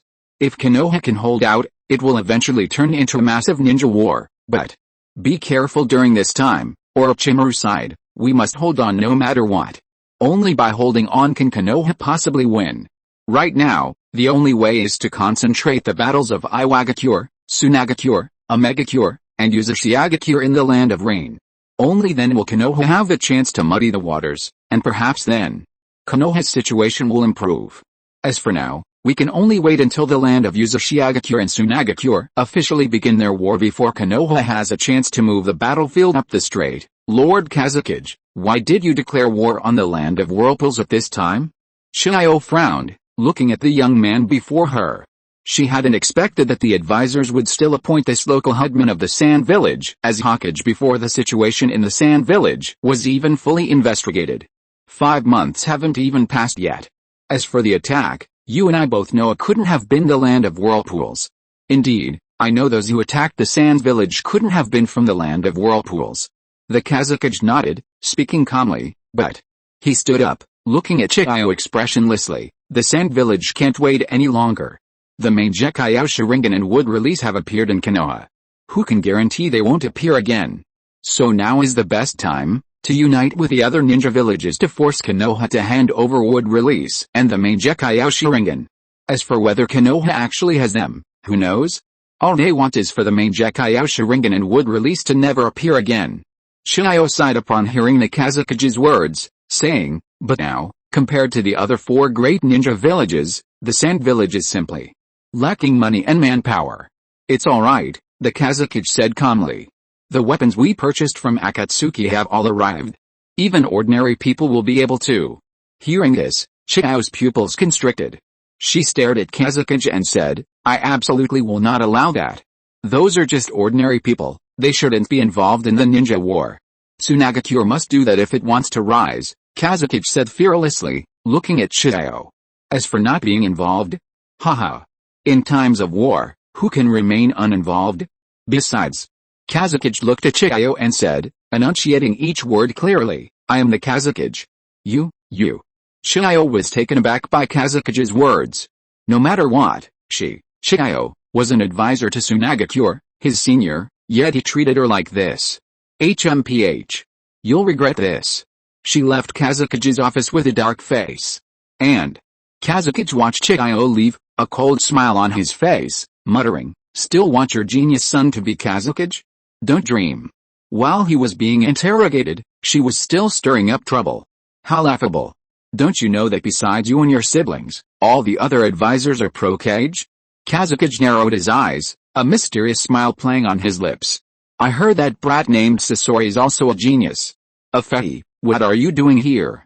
Zetsu frowned, looking at Afehi sprawled on the ground, his legs swinging back and forth. Aren't you going to take care of Lord Madara? Oh, you're back. Afehi jumped up happily, seeing Zetsu suddenly appear behind him. Lord Madara is already resting. Only me. Clang clang.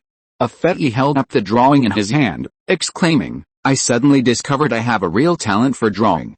Does it look like him? Damn it. Zetsu stared speechlessly at the poop Afehi had drawn, deciding not to talk to him anymore.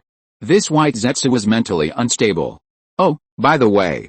Seeing Zetsu's dismissive look, Afehi regretfully put the drawing away and said, Lord Madara wants you to wake him up when you get back. What is it? Chapter 1. Chapter 194 Physical Training Instructor. Compared to the battlefield in Kumagakure, the Land of Rain suddenly felt eerily quiet. The ninjas from the various villages hadn't launched any attacks in the past few days. They seemed to be observing the developments on the battlefield in Uzumaki.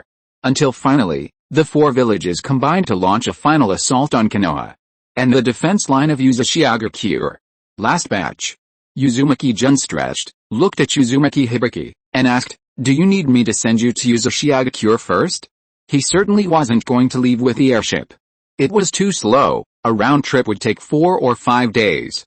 He had no interest in soaring through the skies, and besides, he already knew the super light heavy rock technique. If he wanted to fly, he could do it any time. No need. Uzumaki Hibiki shook her head and said, I'll go with the airship. If anything unexpected happens, I can help. In that case. Uzumaki nodded helplessly. Everyone else was so motivated. Only he was like a salted fish. Let me know if anything happens. Uzumaki soon said. I'll head back to the land of whirlpools first.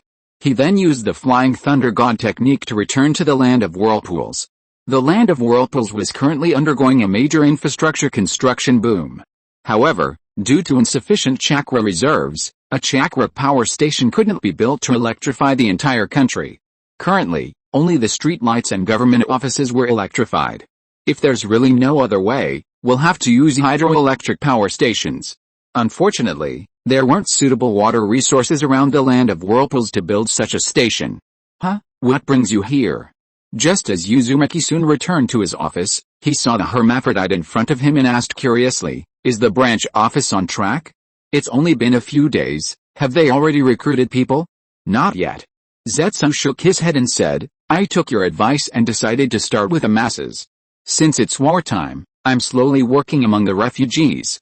This method proved quite effective. There are always some people in the ninja world who yearn for peace, so quite a few wandering ninjas have joined the effort. Oh? Uzumaki soon looked at Zetsu curiously and asked, I haven't asked you the name of your organization yet?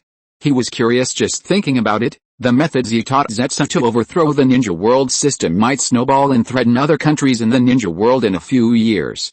The goddess of the rabbit cult, Zetsu said calmly, a goddess who brings hope and peace to the ninja world. This name. Uzumaki soon didn't know how to comment. No wonder he's a devoted son for 1,000 years. He's really going all out for Kaguya. But, aren't you afraid the Sage of Six Paths Chakra wandering the ninja world will discover something? It's a very nice name.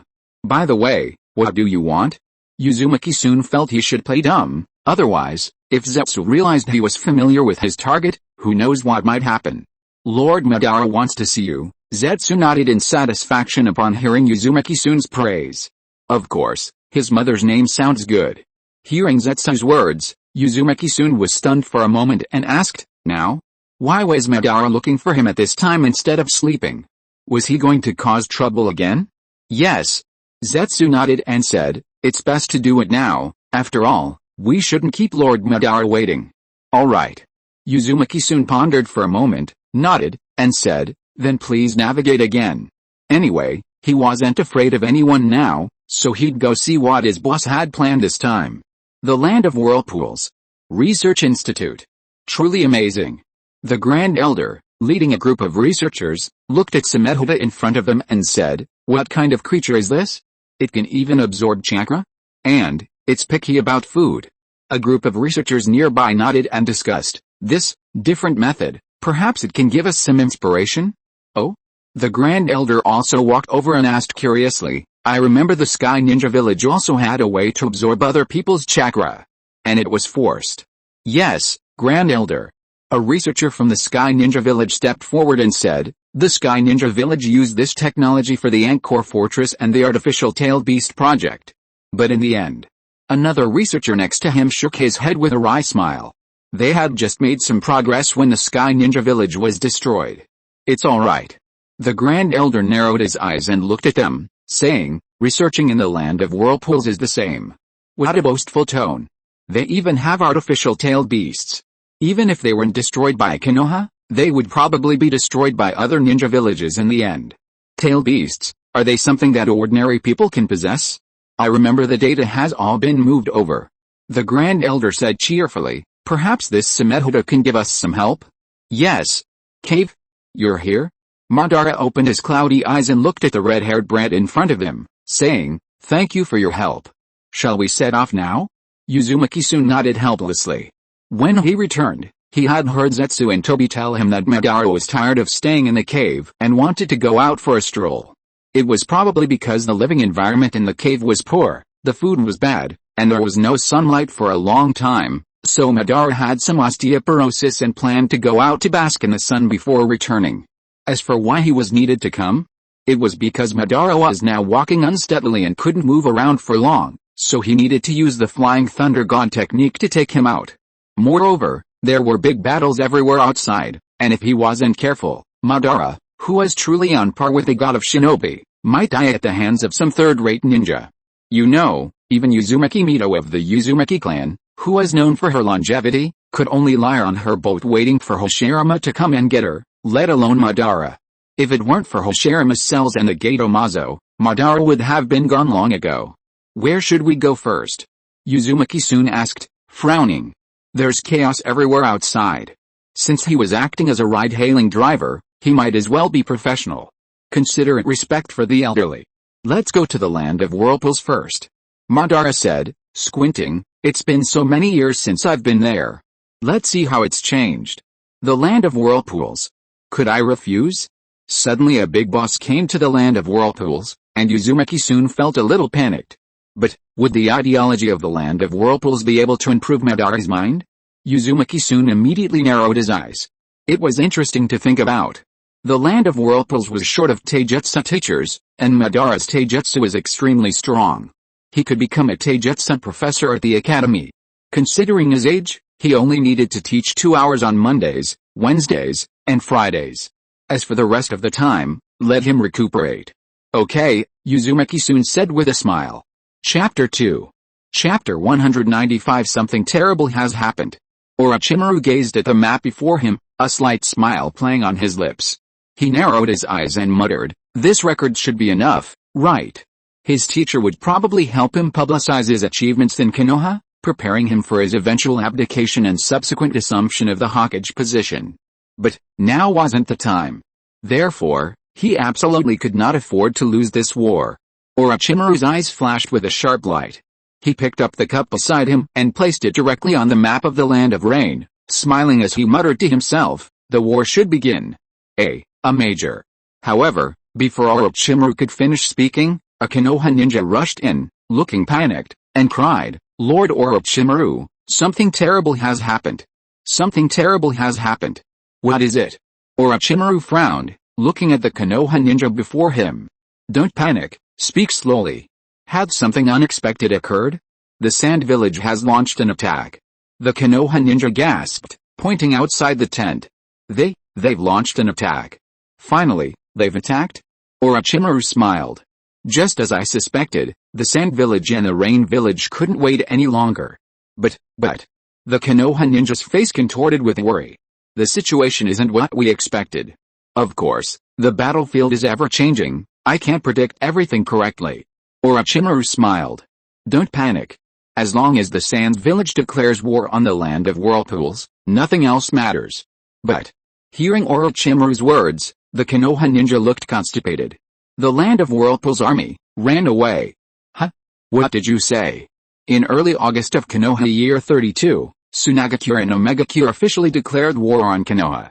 As for Konoha's original allies against Tsunagakure and Omegakure, the loyal and righteous land of whirlpools, due to its small size, small population, and insufficient ninja, finally succumbed to the pressure and suffered heavy casualties, officially withdrawing from the battlefield.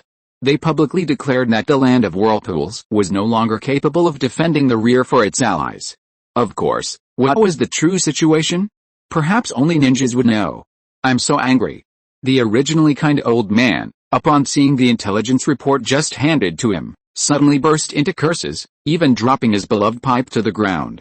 Uzumaki, the land of whirlpools is really going too far. Give us our money back. Make the land of whirlpools give us our money back. Hokage-sama. However, suddenly a Konoha Anbu appeared in the Hokage's office, respectfully saying, Advisor Danzo and Advisor Kaoru have arrived in the conference room. Hiruzen Sarutobi took a deep breath, calmly picked up his pipe from the ground, and nodded. I understand. You may leave now. Yes. Then, his eyes sharpened as he looked at the intelligence report in his hand, sighed, and murmured, looks like I need to make a decision. This is it. Uzumaki-jun said with a smile, a 2-story villa, it should be suitable for you to live in, and here. A spacious balcony and a lounge chair, Madara can lie here and sunbathe when he has nothing to do. Research in the land of whirlpools shows that getting more sun and laughing more not only leads to longer lifespans, but also benefits physical and mental health. Wow, it's so beautiful! Toby exclaimed, looking at the concrete building before him. And this? He walked to the elegant toilet. I won't have to go outside to poop anymore. You don't need to poop at all. Zetsu retorted irritably. None of us do. Toby scratched the back of his head, chuckling. I was just giving an example. This idiot. Zetsu stared speechlessly at Toby, deciding to ignore him. The kitchen is all set up. Seeing the satisfied expressions on Madara and Toby's faces, Uzumaki-san's body tense up, and he spoke like a third-rate salesman. It faces north, gets plenty of sunshine, and is always warm in spring. All the amenities are complete, you can just move in with your bags. And just a 10-minute walk to the left of the gate leads to the shopping street and food street, very convenient. Are you satisfied, sir? Satisfied. Before Madara could speak, Toby nodded. Compared to where we used to live, it's like heaven. Since you're satisfied, it'll be 50,000 yen per month. As for the deposit, Uzumaki-san narrowed his eyes at Toby and the others, saying, no need for that. However, Madara suddenly opened his eyes, staring at Uzumaki-san along with Toby and Zetsu. Madara Uchiha charges for housing. Don't get agitated, Uzumaki-san quickly advised. This house contains the hard work of many workers.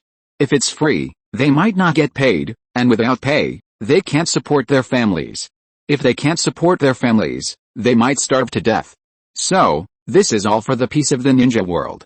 Uzumaki-san glanced at Uchiha Madara, and seeing that he wasn't angry, he breathed a sigh of relief.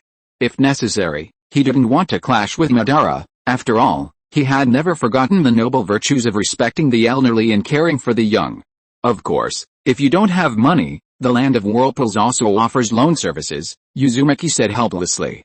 This is also the policy of the land of whirlpools. The more you work, the more you earn. Everything is done according to the law, and there are no exceptions for anyone. So, I'm sorry, Madara. If you don't have money, then go get a job. However, Madara turned to look at Toby. Toby shook his head, showing an innocent expression, and said, Lord Madara, don't look at me, I don't have any money. He's been staying in the cave the whole time, where would he get money? And, he has no money either. He doesn't need to eat, sleep, or have any physiological needs, so what does he need money for? No money. Uzumaki-san sighed, if I don't have money, then I can only. I'll give you the money in a few days, Madara said calmly, I don't have it yet. Does Madara want Toby to rob someone? I'm sorry, Madara. Uzumaki-san hesitated, then said, stealing and robbing are illegal in the land of whirlpools. I won't steal or rob, Madara said, his face dark.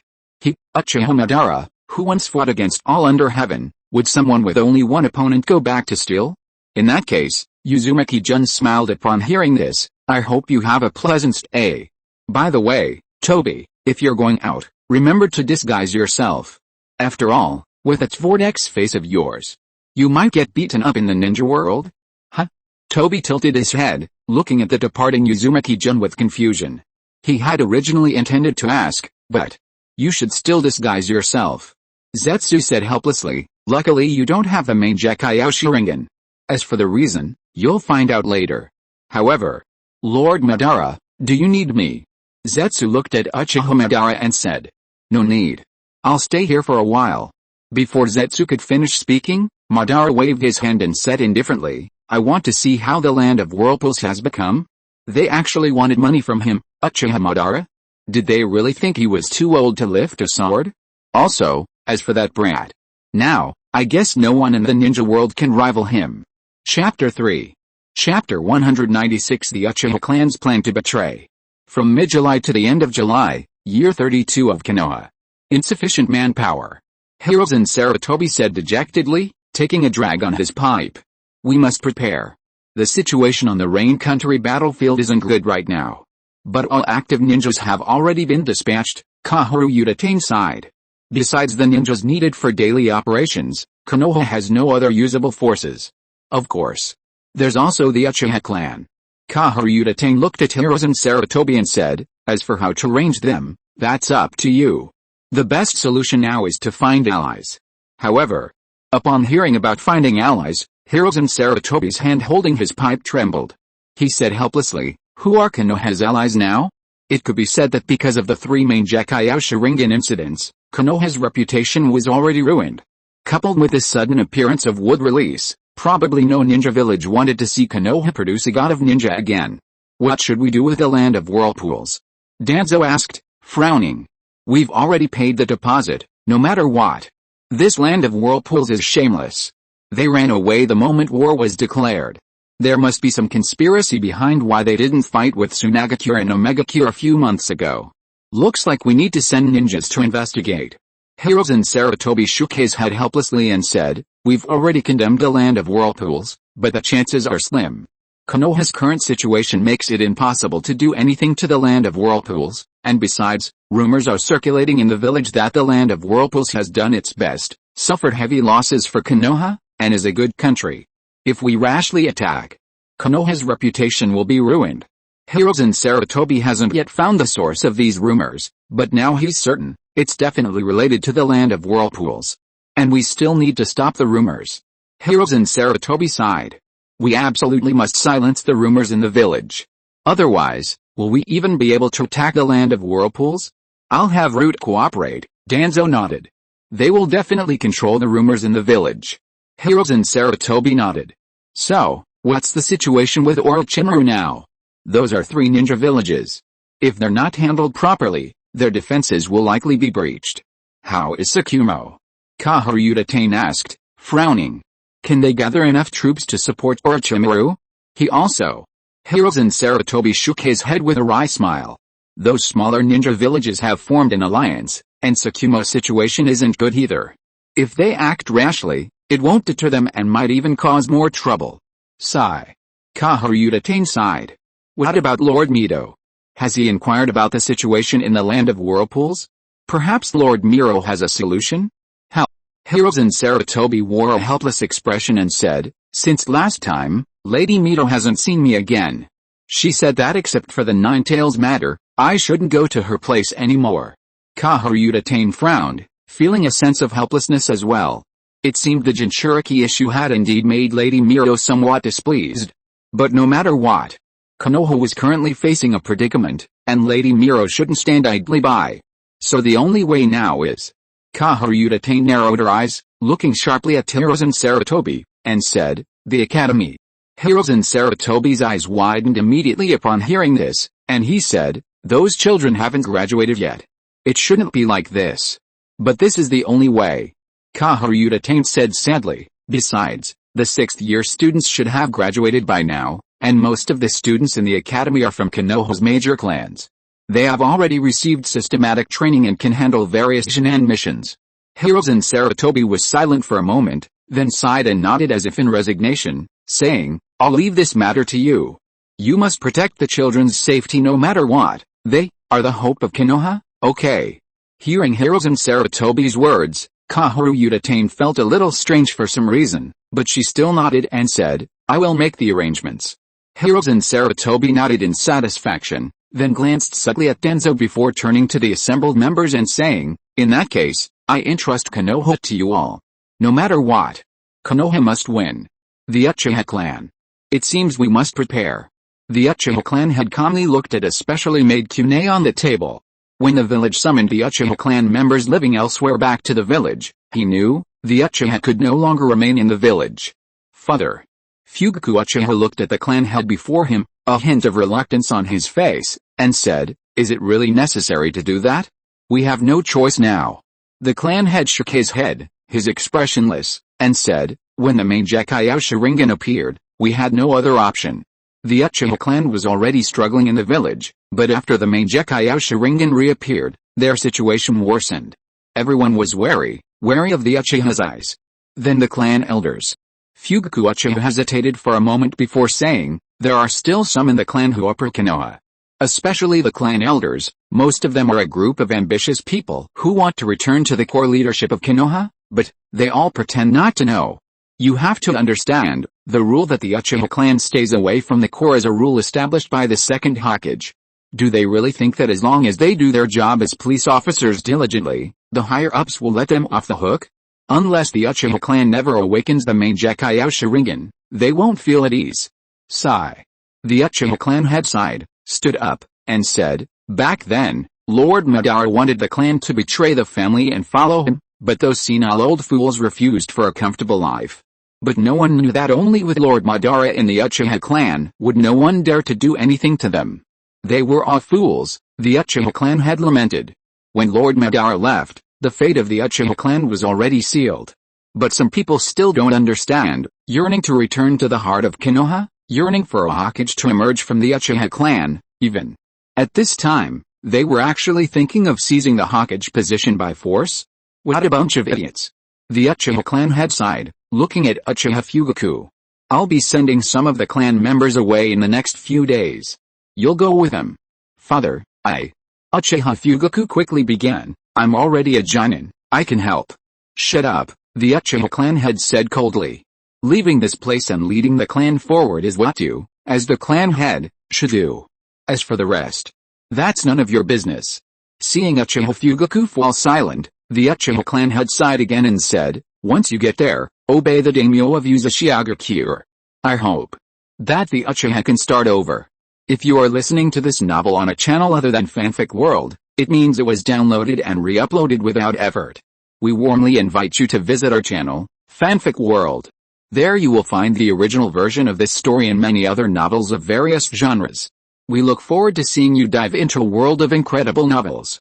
Chapter 197 I had no choice before, now I just want to be a good person. According to the Anbu's investigation, the Uchiha clan members have all returned to the village, Hiruzen Sarutobi said, sitting in the Hokage's seat and looking at Danzo before him. However, recently the Uchiha clan members haven't been diligently fulfilling their duties of protecting Konoha, most of them are staying at home.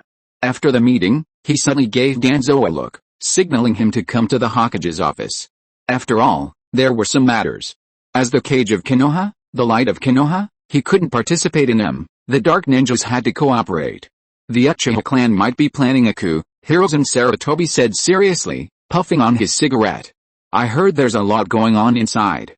Hearing Hiruzen's explicit implication, Danzo looked at him speechlessly and said, perhaps they're just having a family gathering? They'll be back to normal in a few days. Sigh.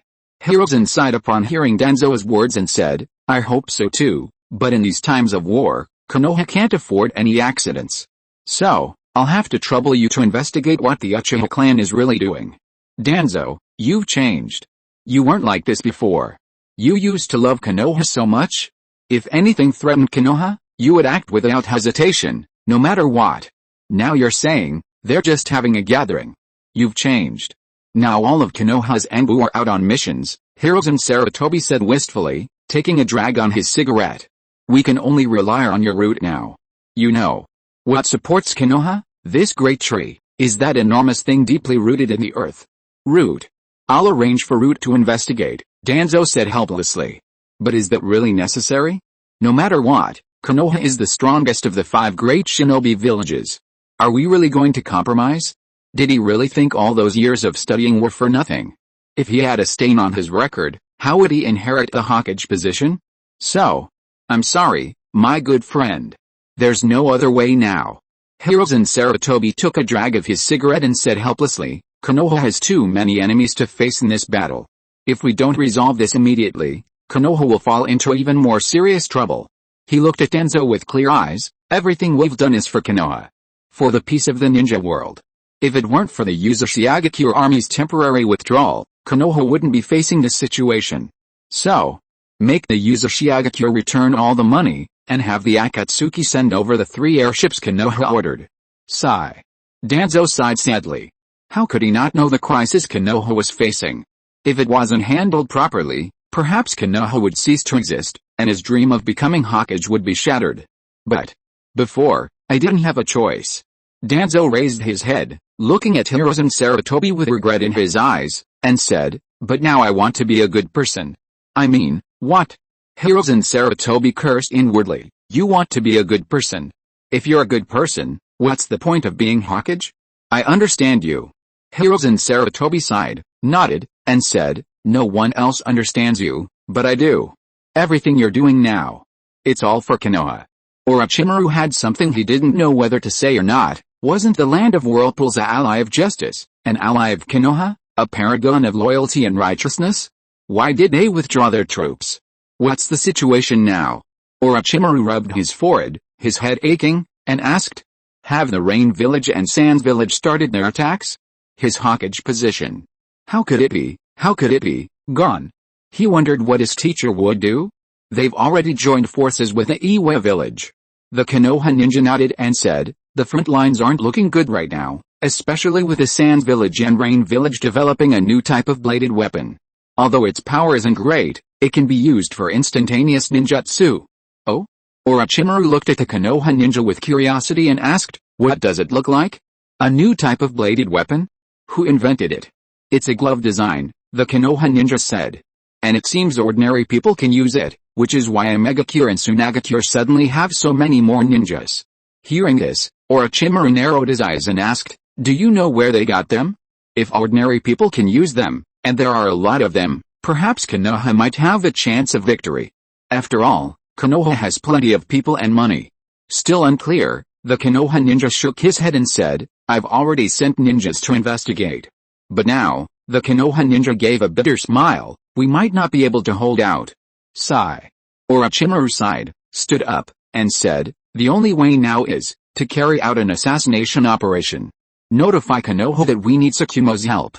No matter what, Konoha cannot fail. And he himself cannot fail, the land of whirlpools. The Konoha airship is finished. Kakuzu walked in and looked at Uzumaki-jun in front of him. Should we send it over immediately? Send it over. Uzumaki-jun nodded and said, I guess Konoha isn't doing too well right now, we need to give them some hope. If Konoha asks you for money later, just say that Akatsuki has nothing to do with the land of whirlpools. Kakuzu rolled his eyes and said indifferently, no one can get money from me. Oh, right, the research institute just sent over. They need to apply for a batch of funds for chakra extraction experiments. Uzumaki-jun found the documents that had been sent over not long ago and asked suspiciously, what did you just say? Kakuzu took the documents, looked at him speechlessly, and said, nothing, I will review it, and if it's suitable, I will approve it as soon as possible. He dared not arbitrarily withhold funds from the research institute, after all, scientific blades and gloves are money-making products. Then I'll trouble you. Uzumaki soon nodded, and said, also, take the price list for scientific bladed weapons. Perhaps it will be useful. Understood. Kakuzu nodded. Scientific bladed weapons would appear after this battle, and many ninja villages would probably come back to buy them. Should the price be raised? No need. Uzumaki soon shook his head and said, business must be fair, you can't change the price every day. Besides, Konoha's demand is probably quite large. There's no need to raise the price. Otherwise, what if Konoha runs out of money? While you're at it, take a stroll around the land of rain. Perhaps other ninja villages will buy them? Uzumaki soon gave a mysterious smile and murmured, I wonder what Konoha will do at this point? Chapter 2. By the way, yes, you probably all guessed it, there's nothing more. And there will be 2 updates until Saturday because I have the provincial exam on the 13th, so I need to prepare these few days, and I have to travel to another city to take the exam. It's such a headache. It's a 5 or 6 hour drive. So I can only go 2 days early. That means I won't be bringing my laptop, typing on my phone is too slow. So, I guess I can only manage 2 updates a day for now. As for whether I'll resume 3 updates after Saturday, I don't know. My advisor messaged me this morning asking if I'd finalized a draft. The college will be checking for plagiarism in a few days, but I haven't even started the first draft, and I haven't finished preparing my graduation project. Ugh. So tiring. After the provincial exam, I still need to prepare for graduation, so I can only apologize to everyone. But don't worry, I'll try my best to update twice a day. Once everything is settled, I'll resume 3 updates a day. Maybe I can finish my thesis in 2 days? Also, I'm praying I pass the provincial exam. Now I need to prepare things and catch the bus to the next city tomorrow morning. Chapter 198 Phase Day 1. Early morning. 3 days had passed since they arrived in the land of whirlpools. Toby watched the people gradually emerging from the balcony, a curious expression on his face. He had asked Zetsu yesterday, and they were getting up so early to go to work. He'd heard that working could earn money. Toby scratched the back of his head. If they earned money, they could pay their rent, and after paying the rent, he and Madara might be able to stay here indefinitely. There were soft beds and comfortable reclining chairs here. If they could live here, who would want to go back? For the past 3 days, Madara had been lying on the reclining chair on the balcony every morning, quietly watching the people outside with a bewildered expression, until they returned from get off work. He knew that Madara couldn't continue like this. As a product of the infinite Tsukuyomi, Toby knew his mission.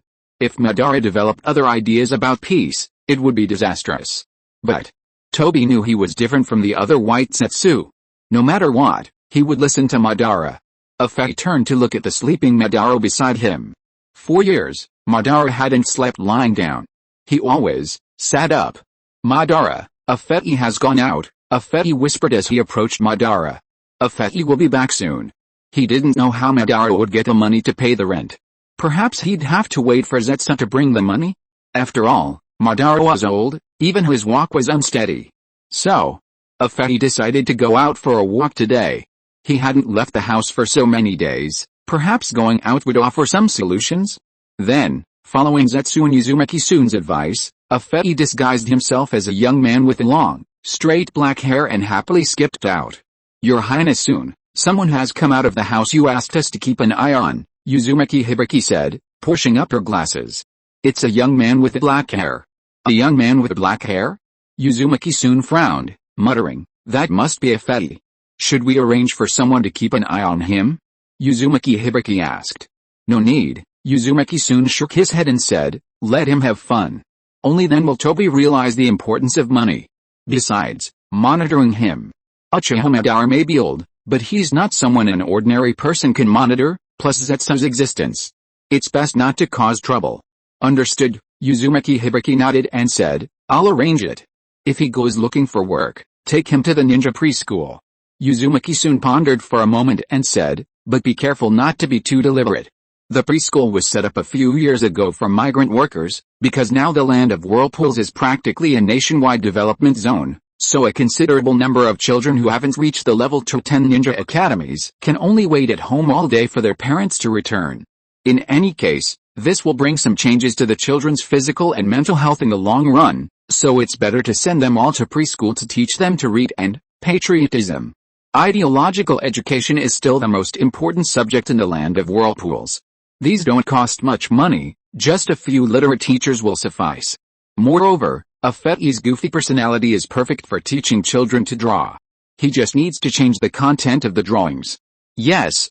Hibiki Uzumaki responded and went to assign the task. Is this the shopping street? Afei looked at the quiet street in front of him with curiosity and muttered. There are so few people. But since he was here, he might as well take a look. He just needed to go back early to sunbathe with Madara. Just as Afei stepped into the shopping street. Young man, why haven't you gone to work yet? An older woman looked at Afei with a smile on her face and called out, are you on holiday today? Going to work? Afei walked over curiously, shook his head, and said, I'm not going to work. Sigh, how can you be so unambitious at such a young age? The older woman sighed and said, I've never seen you before. Did you just arrive a few days ago? Yes, I just arrived not long ago. Afei pondered for a moment. 3 days ago should be a few days ago. A citizen of the land of rain, the old woman asked curiously. If you are a citizen of the land of rain, shouldn't the land of whirlpools provide you with jobs? Could it be? The old woman looked at Toby warily. You came here illegally? Did you apply for a temporary residence permit for the land of whirlpools? Illegally? Toby shook his head, asking doubtfully, is this the temporary residence permit? He pulled out a red booklet that Uzumaki-san had given him and Lord Madara. Oh? So you're a citizen of the land of whirlpools. The old woman's face finally relaxed, and she smiled, saying, it must have been given to you personally by His Highness-san. Otherwise, people coming from outside wouldn't have obtained citizenship of the land of whirlpools yet. Yes. Toby nodded and said, it was given to me by that little His Highness-san. Haha, in that case, you should work even harder, the old woman laughed loudly. Otherwise, you can't survive in the land of whirlpools without money. Would you like a bowl of tofu pudding? He opened the lid of the iron bucket next to him, and a fragrant aroma wafted out. This was invented by His Highness-san. Brain? Afei frowned, looking at the bucket of milky white stuff, and asked, what kind of creature has such a big brain? Haha. The old woman was taken aback, then laughed. This isn't a real brain, but a delicacy made from soybeans. Want to try some? Afei frowned, glanced at it, and finally shook his head, saying, no, I don't have any money. He hadn't even found the money for rent yet. How could he spend money recklessly? Besides, he didn't need to eat. It's alright, it's on you, Mom. The old woman said cheerfully, let you try the cuisine of the land of whirlpools. Then, without waiting for Afei to refuse, she ladled out more a bowl. Do you want it salty or sweet? Or spicy? Sweet? Afei looked curiously at the bowl of tofu pudding in the old woman's hand. For someone who had never eaten anything since birth, he had no idea what sweet, salty, or spicy meant, so he just said it casually. Is it sweet? The old woman nodded in satisfaction upon hearing Afei's words. Please wait a moment. Then, after a short while, it's ready. She handed the tofu pudding to Afei and said, go find a job after you finish eating. Since His Highness soon thinks so highly of you, you must be no ordinary person. But in the land of whirlpools, everything is done according to the law, so enjoy your meal. Afei took the tofu pudding blankly, and suddenly felt a strange sensation in his heart, like he was drawing a picture. It was very strange. He scooped up a spoonful, looked at the tofu pudding trembling on the spoon, and then gently put it into his mouth. Instantly, his eyes narrowed. How is it? The old woman smiled when she saw Afei's expression. Is it delicious? Afei opened his eyes, nodded, and murmured with a smile on his face, so sweet. Chapter 1, I just saw someone reward Xianyu with an elder title, and Xianyu was stunned and a little worried. After all, there have only been 2 chapters recently. By the way, thank you to that amazing person. Chapter 199 Afei's Day, 2. Is that called tofu pudding? Afei scratched the back of his head. It's so delicious. Although he didn't actually need to eat, the feeling of eating was still quite nice. Afei felt he had come to like this feeling. It had become his second hobby besides drawing poop. Which way should I go? After finishing his tofu pudding, Afei thanked the woman and left. Looking at the area in front of him, Afei didn't know where to go. And the people here were so strange. Even though he hadn't gone to work, why did everyone ask him something when they saw him approaching the shop? Maybe finding a job wouldn't be bad? Afei stroked his chin and muttered, that way, Lord Ban wouldn't have to worry about money. He could support Lord Ban then. Hey, kid. Just as Afei was deep in thought, an older man next to him called out, come here for a second. What's wrong? Afei walked over curiously and asked. Do me a favor, sir. The man clutched his stomach and said, I'm a little busy right now, could you watch the shop for me? You need to poop? Afei looked at the man's stomach and asked, what does poop feel like? The man's face darkened. Was this young man crazy? But, gurgle. It's yours now. The man clutched his stomach and left, saying, the prices are all written on the shelves, you can see for yourself. I gurgle. I'll be leaving now. The man walked away with a grim expression. This. Afei scratched his head in confusion. I can't read. And, did he really trust him that much? But watching the uncle who had already left, Afei looked helplessly at the colorful things in front of him. What are these? He picked up a red one, sniffed it, and said, they look delicious. But eating things seems to cost money. Afei tugged at his black hair in frustration, and finally, sighed, put the things back, and muttered, Lord Ban told us not to cause trouble. Just then, a blue-haired little girl walked in with a little boy with orange hair and a little boy with red hair, and said, 5 strawberry-flavored candies and 5 orange-flavored candies, and 3 lollipops. Candy? Afei looked at the 3 children who came in, scratched the back of his head, and asked in confusion, what is candy? Instantly, the 3 children looked at Afei with pity. One of the orange-haired children sighed and said, they don't even know what candy is, how pitiful. Idiot, the little girl retorted without hesitation, they're selling candy, of course they know, they're just playing us. Maybe they're new here. The red-haired child rolled his eyes and said, this one in front of us is clearly not the original fat boss. Then, that's really pitiful. The 3 children all looked at Afei with pitiful expressions. Afei looked speechlessly at the 3 kids in front of him and said, the boss went out. I was just helping out. Why don't you wait for him to come back? We have to go to class, the orange-haired kid said to the blue-haired girl. How about we buy them after class? No way, the little girl screamed, hands on her hips. It'll be too late after class. What do you think, Nagato? Me? Nagato scratched his head and said, I don't care. Besides, Mom said eating too much candy will cause cavities. That's why I bought 3 lollipops, the little girl said matter-of-factly. 1 for you, 1 for me, and 1 for Yohiko. What about the others? Nagato asked curiously. Weren't there 5 strawberry candies and 5 orange candies? The rest are mine. Conan said matter-of-factly. Yohiko and Nagato looked at each other, and finally bowed to power, nodding in compromise. How about we just take the candy and give him the money? Yohiko said to Toby. Let him give it to the shopkeeper? Yes. Conan's eyes lit up immediately, and she nodded. It's decided then. Nagato, go get the lollipop. Why? Nagato was about to refuse, but seeing Conan's eyes, he nodded helplessly and said, okay. Then. You must give it to the shopkeeper.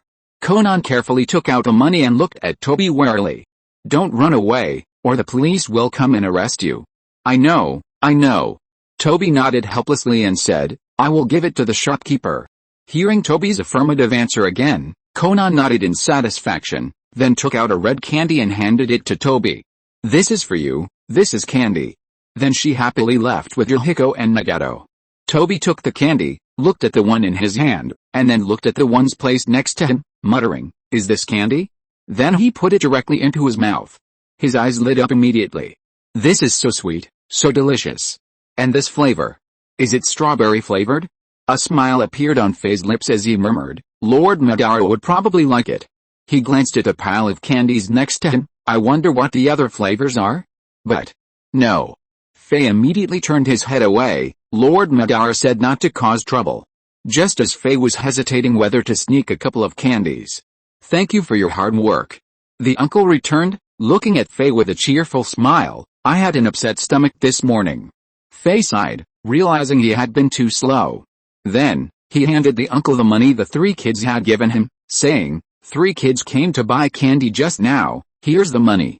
Oh, were they Conan and the others?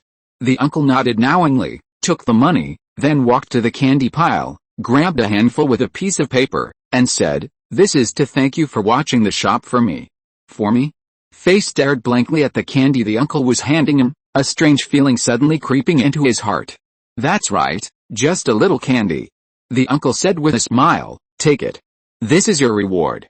This. Afeti scratched the back of his head and grinned foolishly, thank you. Where did Afeti go?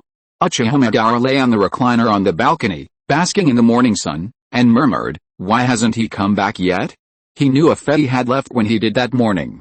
Although he didn't know why Afeti went out, but, thinking about how Afeti had worked so diligently for so many years to take care of him, without ever venturing into the ninja world, he didn't say anything to him.